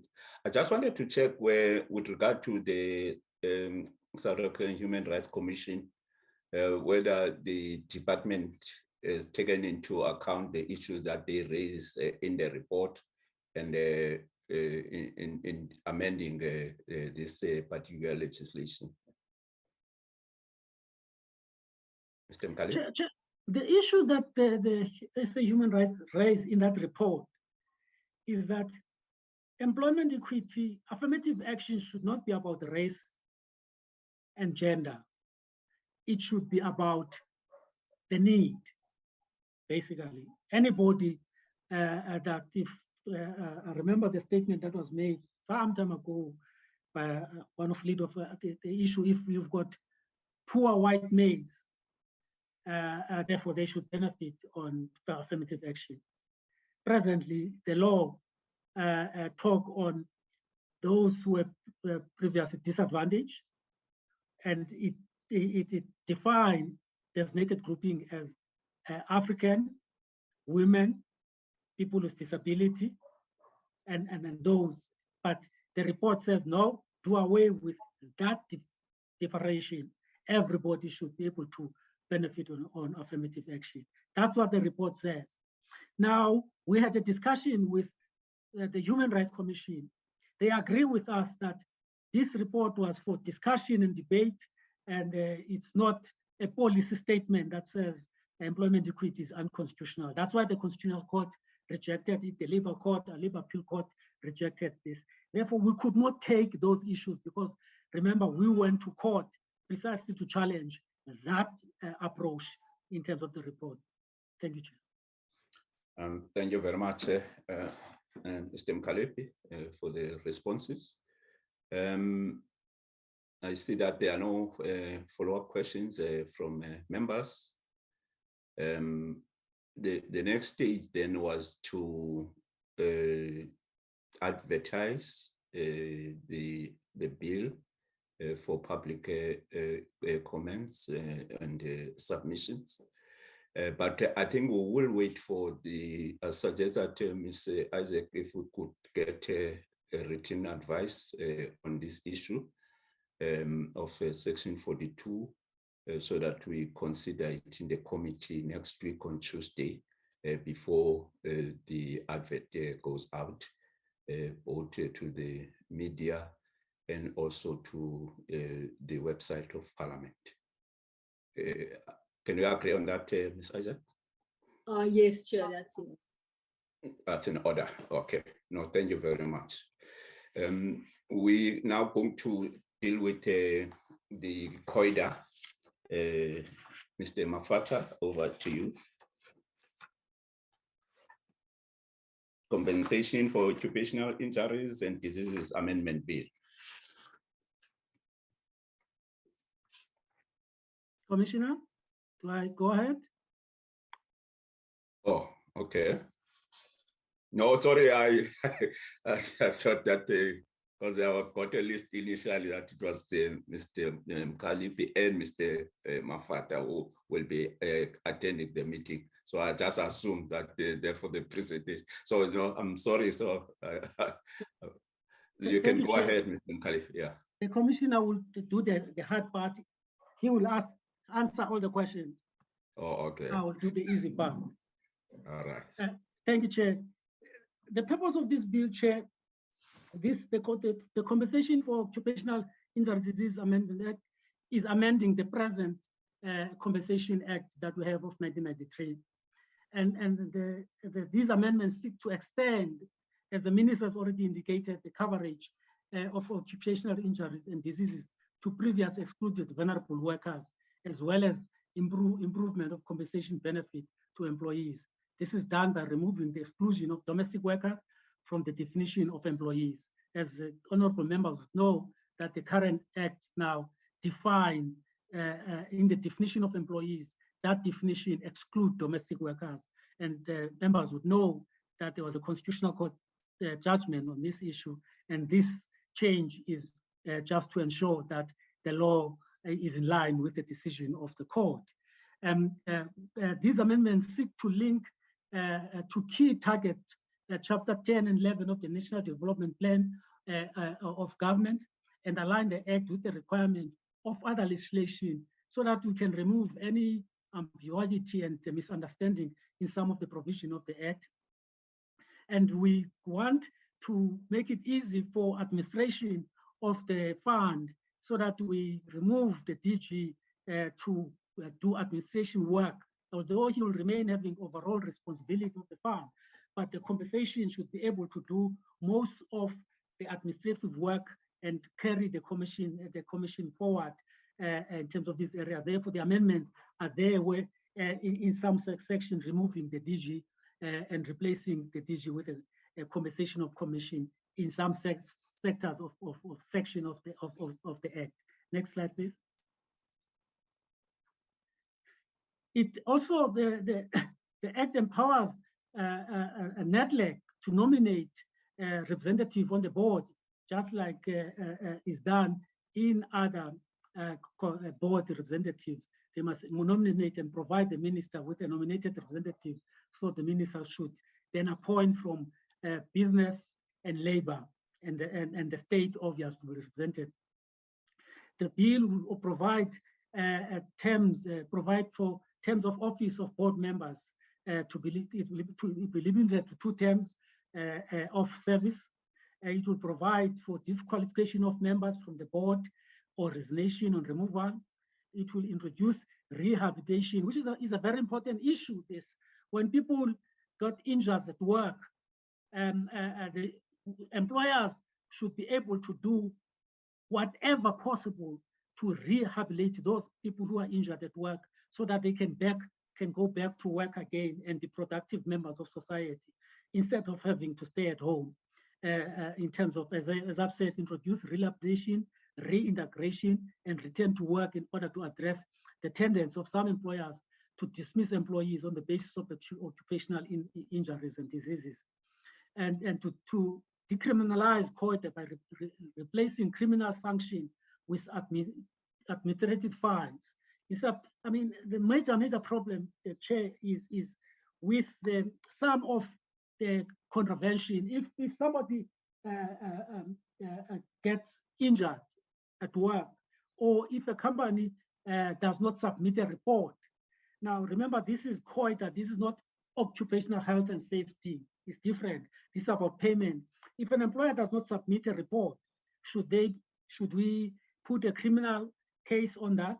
Why not just fine the employer? Because these are administrative fines.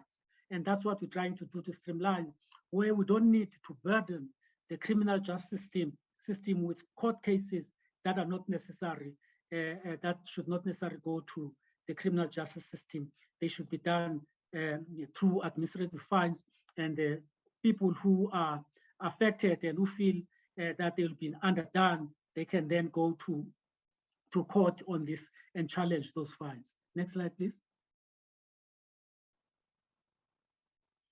Now, clause 1 of the amendments seek to amend section 1 of the Act, which amend the definition of assessment by linking the assessment of employees to the new section that requires employee rehabilitation after injury on duty, to amend the definition of dependent employees to include life partners. As you know, members, we live in a constitutional state, and our law and the Constitution regard partners not only as those who are married in the Western style of marriage. There's also traditional style of marriage, and there's partnership, people that are sitting together, taking a conscious decision to stay together. They should be able to be included in the definition. Partners of employees, of the employee in the definition, to limit the age of children who are able to claim dependence benefit to 25 years. And this is far more than what dependent in the labor market is understood, because when you are 18, in terms of other legislation, you are able then to transact, and some of them when you are 21, you can vote when you are 18. When you are 21, you can, if there was money put aside for you in the guidance fund, you can access that money now because you're an adult. Because this deals with vulnerability and people who are injured, if employees and their children are being supported by the fund, we are limiting that to 25 years, more than any other definition that separate whether you're an adult, you're able to stand on your own and work on your own. So I want to amend the definition of earnings to link it to the Income Tax Act, amend the definition of an employee to remove the exclusion of domestic employee from the definition, which seek to solve the unfair problem of excluding domestic workers above already indicated. Insert definition of rehabilitation of workers to facilitate their integration and return to work after injuries and disease. Next slide, please. Clause 2 seek to amend section 4 by inserting an additional function for the commission in dealing with claims to enable the commissioner to introduce forms and other requisitive documents that are needed to obtain for compensation. And clause 3, 5, and 6. Clause 3 seeks to amend section 11 by substituting section 1 to make it clear that the chairperson of the board must be independent and that the board members must be appointed through a transparent network process. Clause 5 and 6 prescribe the terms of office of board, the disqualification of board members, and the resignation and removal of members of the board from office. Presently, the fund is can be chaired by even a government employee, and this clause is trying to solve all those problems. Clause 8, this clause seeks to amend section 16 of the Act by adding a subsection to enable the payment of costs for representation and payment of board members, the commissioner and staff from the budget of the compensation fund. Clause 12 seeks to amend section 22 by adding additional subsection that clarify when conveyance commences and ceases. This will eliminate unnecessary dispute on claims, e.g. conveyance, which will commence at a spot designated by the employer for pickup and cease at a spot designated by the employer to drop off. Conveyance can be by any mode of transport. Now, members will know that in sectors like agriculture, construction, employers provide sometimes transport that pick up employees from a certain point and drop them to another point. Now, this is trying to clarify this. When are they covered by the Act in terms of benefit? That's what this is trying to clarify.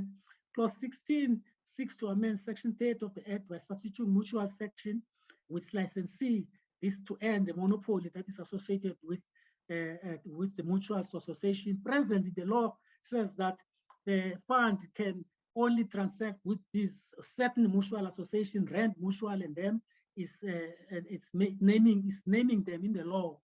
Now, to open this space for competition and other mutual association, the section is amended.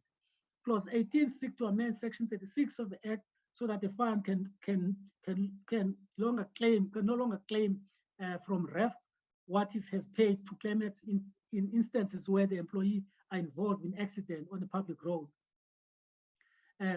These employees will be entitled to claim from road fund and verify with the fund if the same claim has not been received. It will assist to avoid double dipping. What it means is that if you are in a public road, you are in an accident, there's a fund that is set up to compensate you for that. If you are in your car from the parliamentary village, you're traveling to Parliament, you get injured in an accident, in that the fund, the road accident fund must pay, not the compensation. Clause 21 seeks to amend Section 41 of the Act by inserting a subsection to provide for employees who independently obtain a medical report with a right to claim for a refund from the Commission for the cost of such a medical report. If an employee goes and get a medical report and pay, and that employee should be able to claim the funds back. Clause 36 to amend Section 49 to provide for the review of pension claims every 24 months for reassessment, payment, disablement. If further clarification, the date on which the pension shall commence, there are current pension cases where the pensioners are full recovered from their permanent disablement but continue to receive monthly pension. Some of them are even engaged in active gainful employment with hazardous. Now, not only those, I mean, if the fund gives you a pension and after some time, it is found out that the pension that they've given you is not enough, you should be able to come back and ask for a review and ask the fund to look at it. Therefore, if the fund can do that, it should be able also to do the same if you are well now, you are working, you've been rehabilitated, instead of continuing paying for you. Clause 30 seek to amend Section 41. Yes, I've got it. Next one, please. Sorry, ma'am. Clause 41 seek to insert chapter Roman figure A in the Act in order to provide for rehabilitation. We've already indicated this reintegration in the return of work. This is included in that chapter to address the tendency of some employer to dismiss employees, as we indicated. If they are injured, we want to make sure that employers spend time and the cost of this is at the fund's cost, not at the employer. And chapter Roman figure V11A seeks to introduce the concept of multidisciplinary employee-based process of rehabilitation. And this means that an employer must exhaust all rehabilitation in the reintegration processes before laying off their employees. Employers will be incentivized for full compliance with provision of this chapter by way of rebate on their annual assessment. Or if the employer spend money on these issues, they can then be able to get rebates. That means deduction from what they were supposed to have paid the fund. Next slide, please. Now, clause 43, I mean, this was a very controversial clause, honorable members on this. This was a clause that created all the fight when the bill was published. This clause seeks to amend Section 73 of the Act to expressly provide for the reopening of claims after the expire of 2 years from the date of accident. That's the first one. Then clause 43 also inserts subsections 734, which seeks to provide that only third parties who are registered with the compensation fund would be allowed to transact with the fund, and only under the condition prescribed by the minister. The members will see in the bill that is in front of them that there's a provision for registration. The original bill that was presented in Parliament in the portfolio committee was intended to remove third parties altogether so that the fund interact directly with these clients. But with the discussion in the fund, in the committee, the bill was amended to include the provision that all these third parties must register with the fund. Clause 57 seek to amend Section 90 of the Act to provide for variation of decision instead of using the word review on this, because this is not about the review, it's about if a decision is made in error, you need to be able to vary that decision and make it easy to vary that decision. And variation in order to distinguish the internal review process under this section from the judicial process to align it with the LRA. As members would know, in the LRA, the CCMA can has got powers to vary its decision. If it made a wrong decision, they can vary that decision, but they cannot review their own decision. Only the Labour Court can review their decision. Clause 59 seeks to insert to ensure that compliance with the Act by providing for the appointment of inspectors who will specify deal with all COIDA non-compliance issues. Inspectors will have the power to inspect, question, and issue compliance order, which will eventually be made orders of court, but no answer given by any person during this process in relation to inspection shall be admissible as evidence. Next slide, please. Clause 66 to amend Section 97 to authorize the minister to make regulation regarding the following additional matters: rehabilitation, reintegration, re-return to work, inspection, compliance, enforcement, determination and calculation of permanent disablement, and appointment of assessors, presiding officers, and interpreters. Clause 61 seeks to amend Section 99 by proposing to substitute offenses and fine for administrative penalties in the following section: 39, 40, 47, 64, 68, 81, 82, and 83. Next slide, please.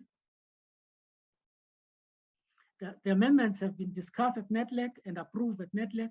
The draft amendment has been noted by the minister. It has been tabled to cabinet and approved, granted for public comment and consultation. Public comments were conducted.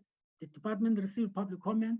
The department compiled and report on the public comments to NETLEC and the minister, and incorporated all the public comments in the metrics and considered them, enacted the provision made on the metrics that the department found to be relevant as commented by the public. The enacted provision were incorporated both in the report and NETLEC metrics. The bill was tabled before cabinet for approval for introduction in parliament, and it was subsequently introduced in parliament and referred and deliberated by the Portfolio Committee on Labour. The committee considered and deliberated on the engaged bill before referring it to this committee. The bill has been engaged and tagged as a 75 bill in terms of the constitution. Next slide, please. Thank you, Chair. Thank you very much, Mr. Mkalipi.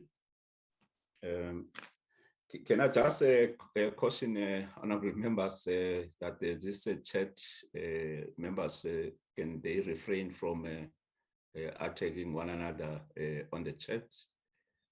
Please, can we be civil in the meeting? Honorable please, Chair. Honorable members. Honorable Posho. Thank you very much. I do not think that is suffice. I do not take lightly to being attacked by an official. It is not her place to do so, and I expect an apology. Thank you. Sorry, which official? Who is Pinky Malloy? Oh, the Deputy Minister. Okay, I do not take lightly to what she is saying about the department addressing us and presenting to us and saying to me, do you still expect us to overemphasize on what we have presented? That is not a way for a minister to speak to a member of any committee, and I expect her apology. Thank you. DM?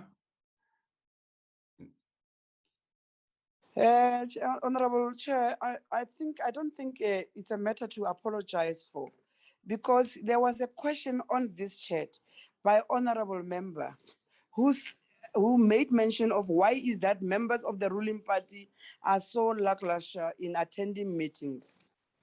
And I asked, well, we are still in attendance, thank you. And I just said that, but the conversation continued, Chair.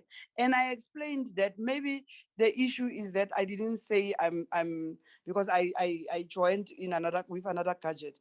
I explained that, Honorable Boshoff, we are as the department presenting to the select committee, and the minister has made the opening remarks. Our officials are presenting to the select committee and responding to all the queries, all your queries and concerns, which means all the queries and concerns of the committee, Chair. And I was saying, does the committee, do you still expect us as a department to talk while all the officials are presenting to the committee? This is what I'm requesting. I was asking, are we supposed to speak, or are we too silent that we have to make to speak when the department is presenting? I'm speaking on behalf of the department because I'm part of the department, Honorable Chairperson. I don't think I'm out of order on this matter. Thank you. Okay. Honorable Chair, I will defer because the discussion was between myself and Dango, Honorable Dango, and then the Honorable Minister or Deputy Minister, whatever she may be, came in, and I do not take lightly to that. So I have no idea what she's trying to say by overemphasizing on what we have presented. I didn't ask for any more questions, nothing. And I think it's very, very low of her to come in with something like that. Somebody in her position, it's not expected of. Can I request that we should not be distracted? We having a presentation, the two presentations on employment equity and sorry, Chair, on a point of order, this is an attack on a member of the opposition. I asked, why is it that the ANC members of the Select Committee are not on this platform? Why is it that they get away with it? And then she comes in, or she's trying to say that this is why she's saying what she is saying. Why are the ANC members not here? Why must we correct for them? Well, I don't want, that's why I'm saying I don't want us to get bogged down discussing, because I see now there are other members who are raising their hand, and we might not focus on the issue or the business of the day. So I want to request, if there are any concerns, they be raising in other platforms other than the committee.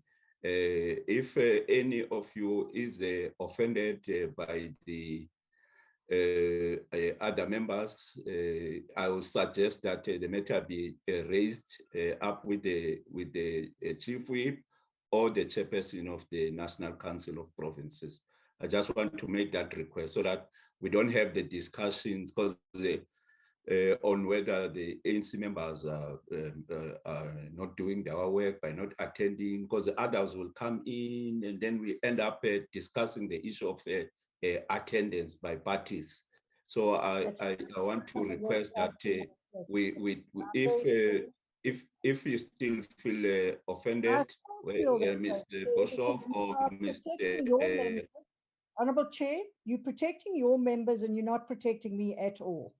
No, I'm not here about protecting anyone. What I'm saying is that the matter must be elevated at other forums. You can make a formal complaint to the chairperson of the NCOP, or to the chief whip, or to the member, or to the leader of your party, so that I don't want us to end up discussing this issue. I want us to discuss the issue, the business of the day, so that we don't get distracted by the other issues. So that's why I'm saying anyone, not only yourself, anyone who feels offended can take up with the relevant authority the matter. Thank you very much, honorable member. Can I ask let me just check, because I know it's no longer, Mr. Ngane, you want to make any comment on the presentation? Good afternoon, Chairperson and honorable members. Chair, I do not have any comment at the moment. I am covered by Mr. Mkhaliphi, and I will also just follow discussions of the committee henceforth. Thank you, Chair. Okay. Ms. Suraya?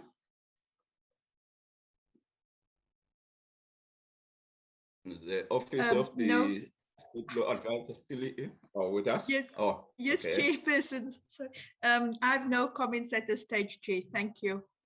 Okay, no, thank you very much. Any questions or comments, honorable members, on the presentation on COIDA? Honorable Bosho, followed by Honorable Moima, in that order for now.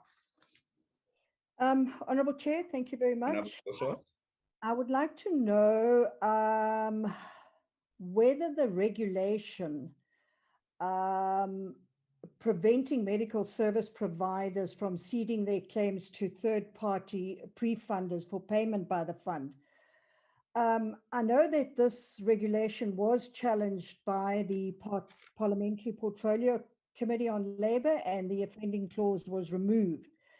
I now understand they have again republished it on the 19th of October, calling for a 60-day period of public comment. I never picked up anything about that in the presentation. If I missed it, I apologize. But if I could just be given an answer on that. Thank you. Thank you very much, Honorable Bosho. Honorable Moima.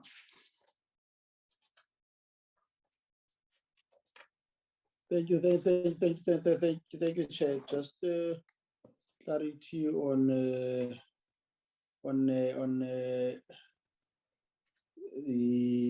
amendment to section 84, section 84, that speaks to exemption of certain employers from assessment. If more details can be given on that.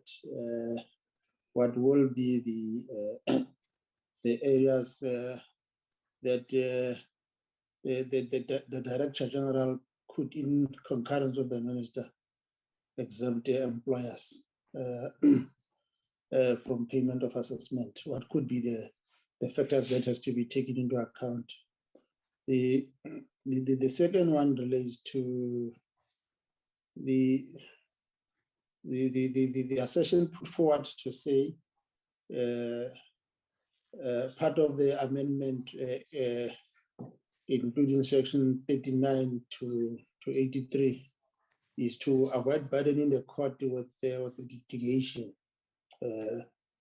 In essence, it is decriminalizing. You are decriminalizing the what was intended to be a criminal offense in an event of non-compliance or contravention. What experience could we relate to that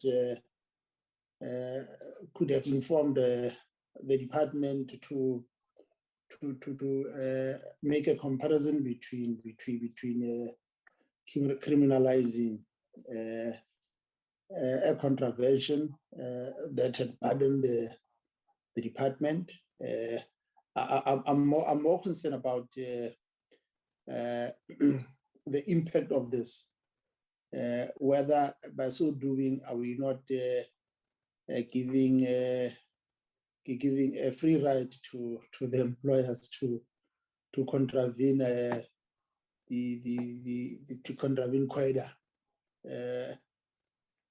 Is it not possible to rather include both criminalizing and also an option that is proposed in the amendment to this sections? Thank you. Thank you very much, Honorable Muimak. Are there any other questions? from other honorable members, or even follow up from members that have already asked questions? Not. Maybe let me also, because I was also concerned with this issue of administrative fines and not wanting to decriminalize. I don't know if perhaps, I know we're not discussing, we're not putting our positions now because we're not deliberating now. We're just asking questions on the issue that Honorable Moimang is asking whether we could not do the both of them, maybe step by step, maybe start with these administrative fines, but if there's no compliance, and then you get to, rather than leaving it to the employer, if employer is not satisfied with the administrative fine, and then he or she has an option to go to court, but you don't give the same to the commissioner to do the same if employers are not complying even after having been given fines. I'm taking into account other fines in other labor laws where employers just pay the fines but not complying, but also the delays with these statutory cases, for example. So I was also thinking along those lines, if we should not rather, or what has been the experience with the situation currently, now that the Act has not yet been amended. The other question I'm having, Mr. Mkalipe, if you go to section 1, under the, I think the definition, section 1F,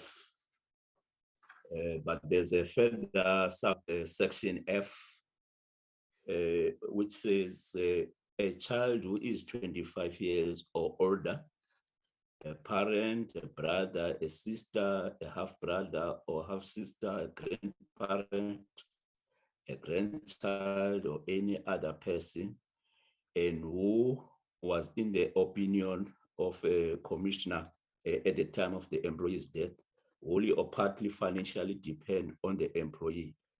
There's this part which says, provided there is no widow or widower as referred to in paragraph A, or a person as referred to in paragraph C and E, or a child as referred in paragraph.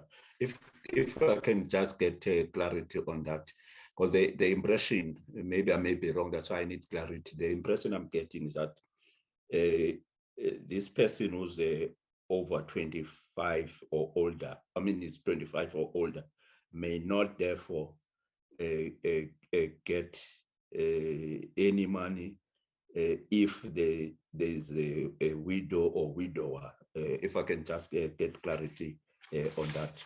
So that those are just the two issues that I wanted to ask. The third one, I think you responded to it while you were making the presentation on the rehabilitation, because I was going to ask about the financial capacity of the fund, if they have to pay for rehabilitation as well, but you responded to it before I asked the question that the employer will be paying, but it will then get a rebate. So yeah, that one has been then addressed. Thank you very much. If we can get responses. I don't know where Honorable Boshoff, if it's a follow-up on your part, or is it the old hand?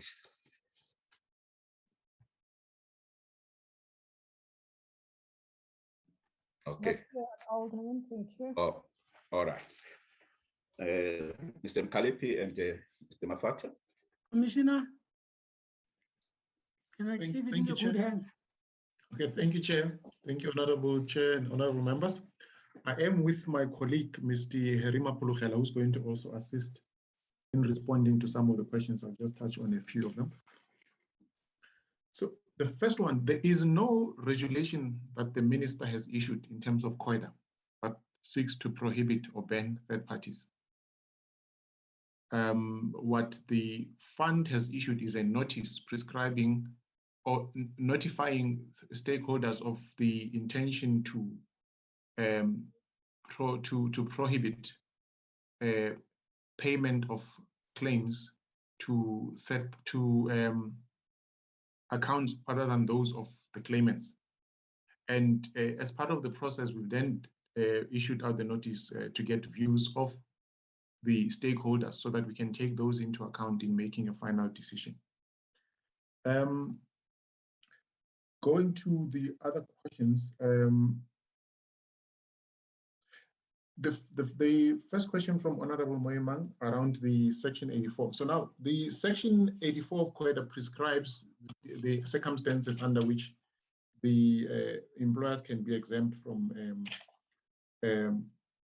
assessment. And these are national and provincial governments or employees that are employed in the national and provincial spheres of government, and also the employees that are employed in the local authorities in the municipalities, provided such municipalities can then have keep security sufficient to cover incidents where they don't have sufficient cover to cover their employees. And also there may also be instances where employees or employers may seek to obtain a similar policy provided by either a mutual association, run mutual or FEM, which then has to be approved by the DG before such an employer can seek to get, and also it can be proved by the mutual that they do indeed have such a policy cover for the employer. So those are the circumstances under which exemptions.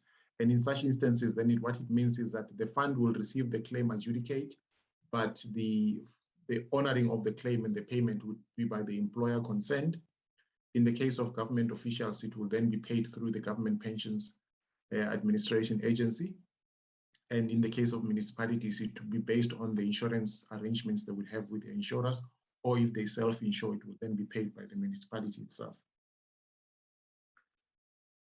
The issue around, and I'm sure Mr. Mampolgera would also touch on this, so the issue around the decriminalizing the non-compliance to COIDA and introducing administrative penalties, I think the overall objective of enforcing compliance is to make sure that at the end of the day, there is compliance by employer, whether it is with regards to submitting returns and being assessed, or whether when it comes to complying with submission of claims or reporting claims when employees are injured. Now, one of the challenges that we had is that for inspectors to be able to enforce this, if it's criminalized, it falls outside the processes as prescribed in the Basic Conditions of Employment Act, which is the act that empowers or gives the inspectors the authority to inspect the workplaces. And it proves difficult because at the end of the day, we end up not achieving what we're intending to achieve with enforcing compliance, which is getting the employer to comply, but rather subjecting the process to a criminal process, which may or may not appear before the courts for a prolonged period of time. Meanwhile, the person who's dependent on the employer complying may not be assisted. So administrative penalties and fines then are able to assist us and are making it easier for inspectors to be able to enforce compliance in terms of the provisions of the BCA. Maybe just one thing before I give to Mr. Mapolo on the rehabilitation, Chair. So what the cost of the clinical rehabilitation is covered by the compensation fund. The rebates that the employers would enjoy would be in instances where they participate in the rehabilitation process by assisting with the employee to return to work through vocational rehabilitation, and also making sure that they then retain the employee in the workplace after they've gone through a period of rehabilitation, and they've also then created reasonable accommodation for the employee to be able to still continue working in the employer's employee, be it in the same capacity or in a different capacity that the employee would have been trained in as part of the rehabilitation process. And that's the merit rebates would then be the incentives to incentivize employers to participate actively in the full multidisciplinary rehabilitation of the employees. I'll just hand over to Mr. Mapolo to just cover the other questions. Thank you.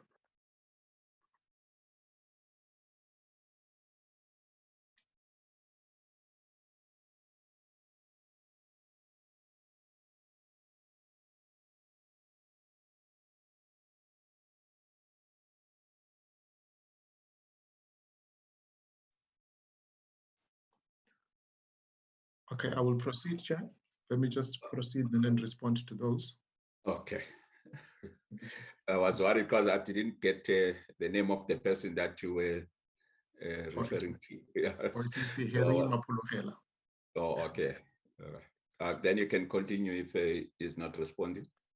So thank you, Chair. So what Section 1F, Chair, it just clarifies that in an instance where, so we're trying to, currently the limit on beneficiaries is up to the age of 18 years and only beyond 18 years in instances where the child beneficiary can prove that he or she is still in school. And this then has to be renewed on an annual basis.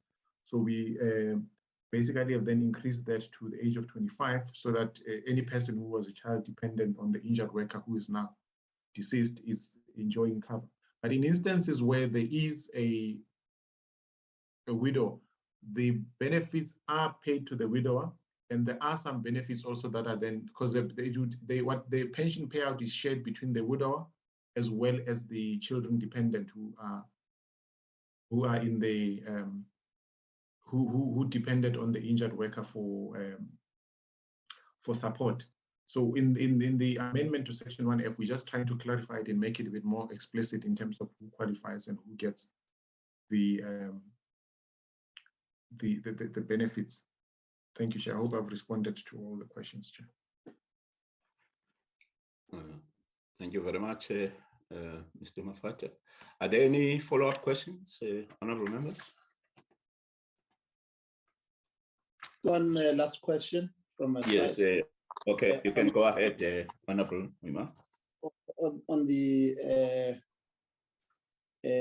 access, there's a chapter that speaks to the appointment of inspectors, and there's more elaboration in terms of the purpose. But the concern that I have is that the act, the bill still leave the employer with the discretion whether to allow the inspectors or not, because it speaks to the inspectors have the power to enter homes and hopefully subject to the consent from the occupier or the owner to enforce compliance with the act. Didn't the department consider amending this, or is it linked to other related constitutional provision like the right to privacy? Because my view is there are instances where employers in the past have refused the inspectors access to their site, and this came at the expense of the very vulnerable and marginalized workers that we are trying to protect. Thank you, Chair. Thank you very much, Honorable Mahima. Are there any other members who want to make follow-up questions? Not responses, please. Can I have Commissioner in this? There's also another question. I mean, on this issue of access, what is important, Honorable Member, is that we must differentiate between an employer who's refusing access, in that inspectors have got a right, they can go to the police and get access if the employer is refusing. But if an employer says, you want access, but because of these following reasons today, maybe we had, let me use this example, we've had a breakdown of machinery. We are just too busy trying to solve this today. Can you come next week in this? It's not a refusal, and the employer is giving reason. Therefore, we've put in a position that enable us and the inspectors to be flexible.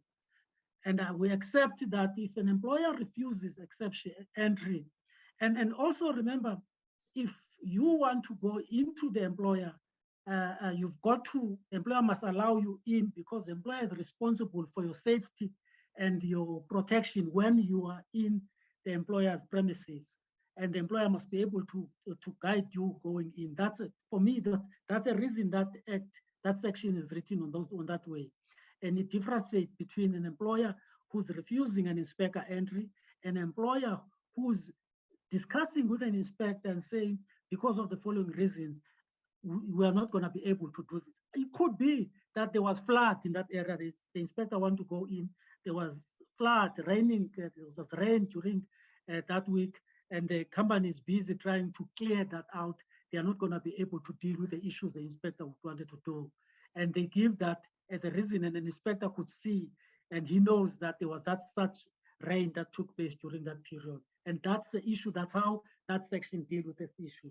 There was also the question that was asked about assessment, exemptions on assessment. I think honorable members should think about domestic employers. Now, if the fund is going to ask domestic employers for assessment and to assess their liability to the fund, we're talking about 1 million domestic employers whose wages are very low, wages that are paid. I mean, they pay maybe a minimum wage, or even domestic workers don't work the full week. Some of them work 2 days or 1 day a week. And those are the areas that the commissioner will be able to exempt employers from exemption, or if for assessment, in terms of assessment, or it could be any other reasons that the employer reasonable. I mean, the most important issue is that there should be a reasonable justification for exemption of assessment. The commissioner can exempt a sector. I've made an example of a domestic sector. I just don't think that it's going to be possible for the fund to do assessment for all domestic employers. The fund has got to come up with another arrangement in dealing with this. It might mean that a domestic sector employers could be exempted, but that's a decision of the commissioner that the commissioner would make. That's the reason that clause is put in. Thank you, Chair. Thank you very much, Mr. Kalipi. I take it that there are no further questions, honorable members.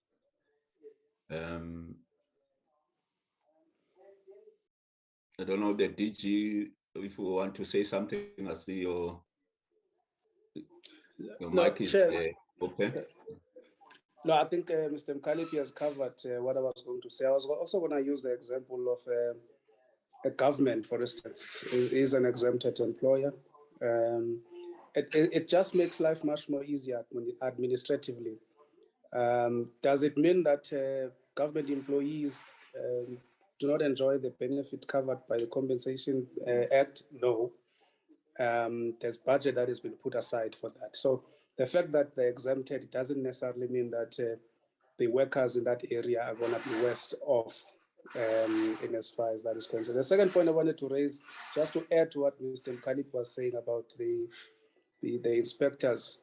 The way this provision has been put, it's put in such a way that it doesn't say the inspector should get permission from the employer. It says in consultation with the employer. So the inspector can still use his discretion based on some of the reasons that Mr. Mkalip has mentioned, and say the situation is such that you are unable to come in and do an inspection. So it's been made in such a way that also empowers an inspector to make up his or her mind in terms of what the situation is. Thanks, Chair. Thank you very much, DG. I think at this stage, then I'll allow the Deputy Minister to make closing remarks.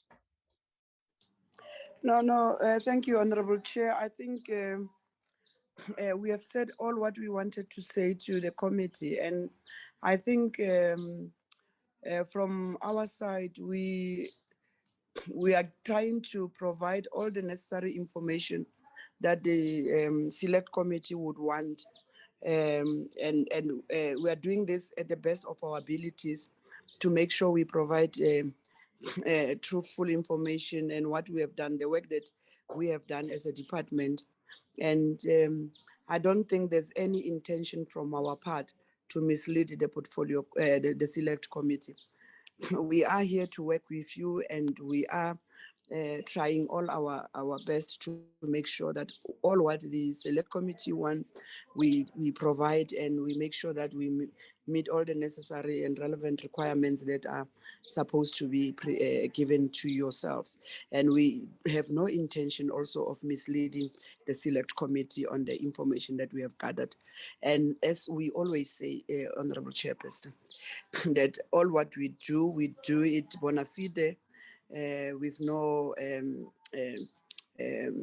malafide. So we do everything with good intentions, and if any you are not satisfied at all, I'm sure, yes, we agree that there are other processes that you can follow.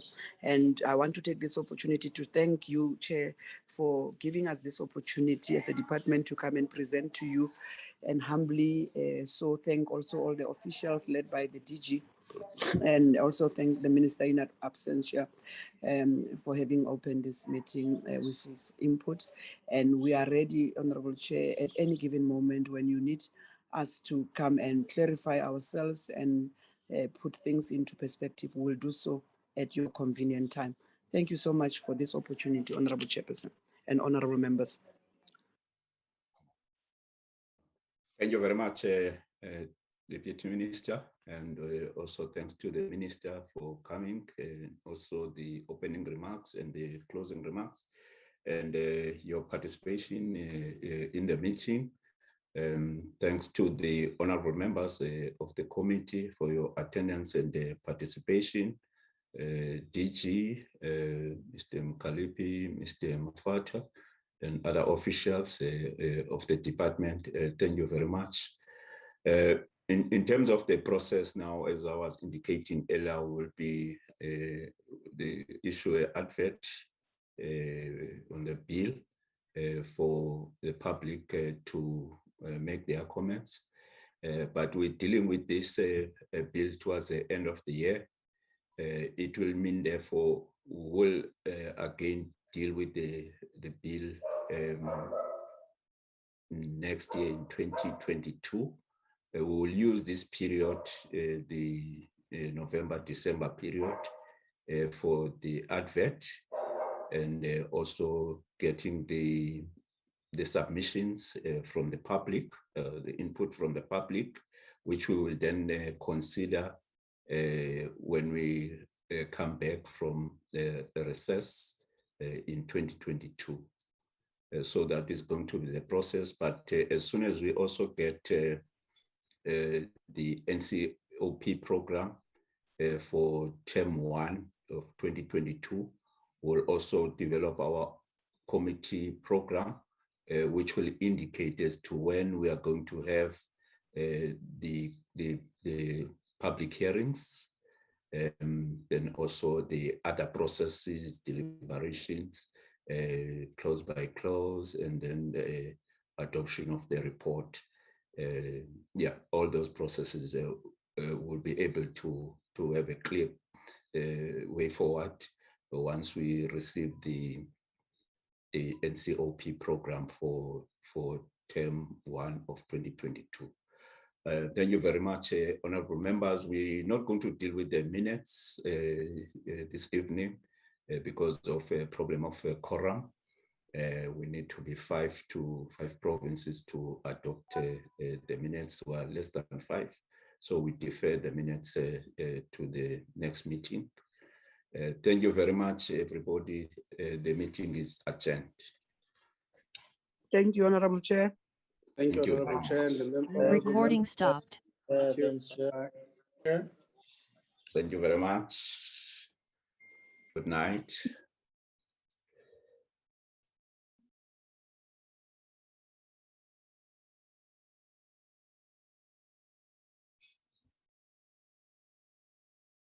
Thank you, Sis Grace and the team.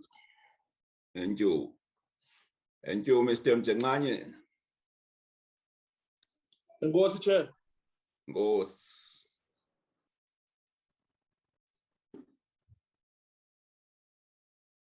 Thank you, Sibele. And again, Eh. Daivala. Hayi ungayivala ke baba sinami ndiyaphuma. Okay, Jay. Okay, Salo. Hey, uzibele kungonathi two. Yes, Grace, what are the issues? Hey, Grace, bye-bye. how are you? Sure. I'm ending the meeting now.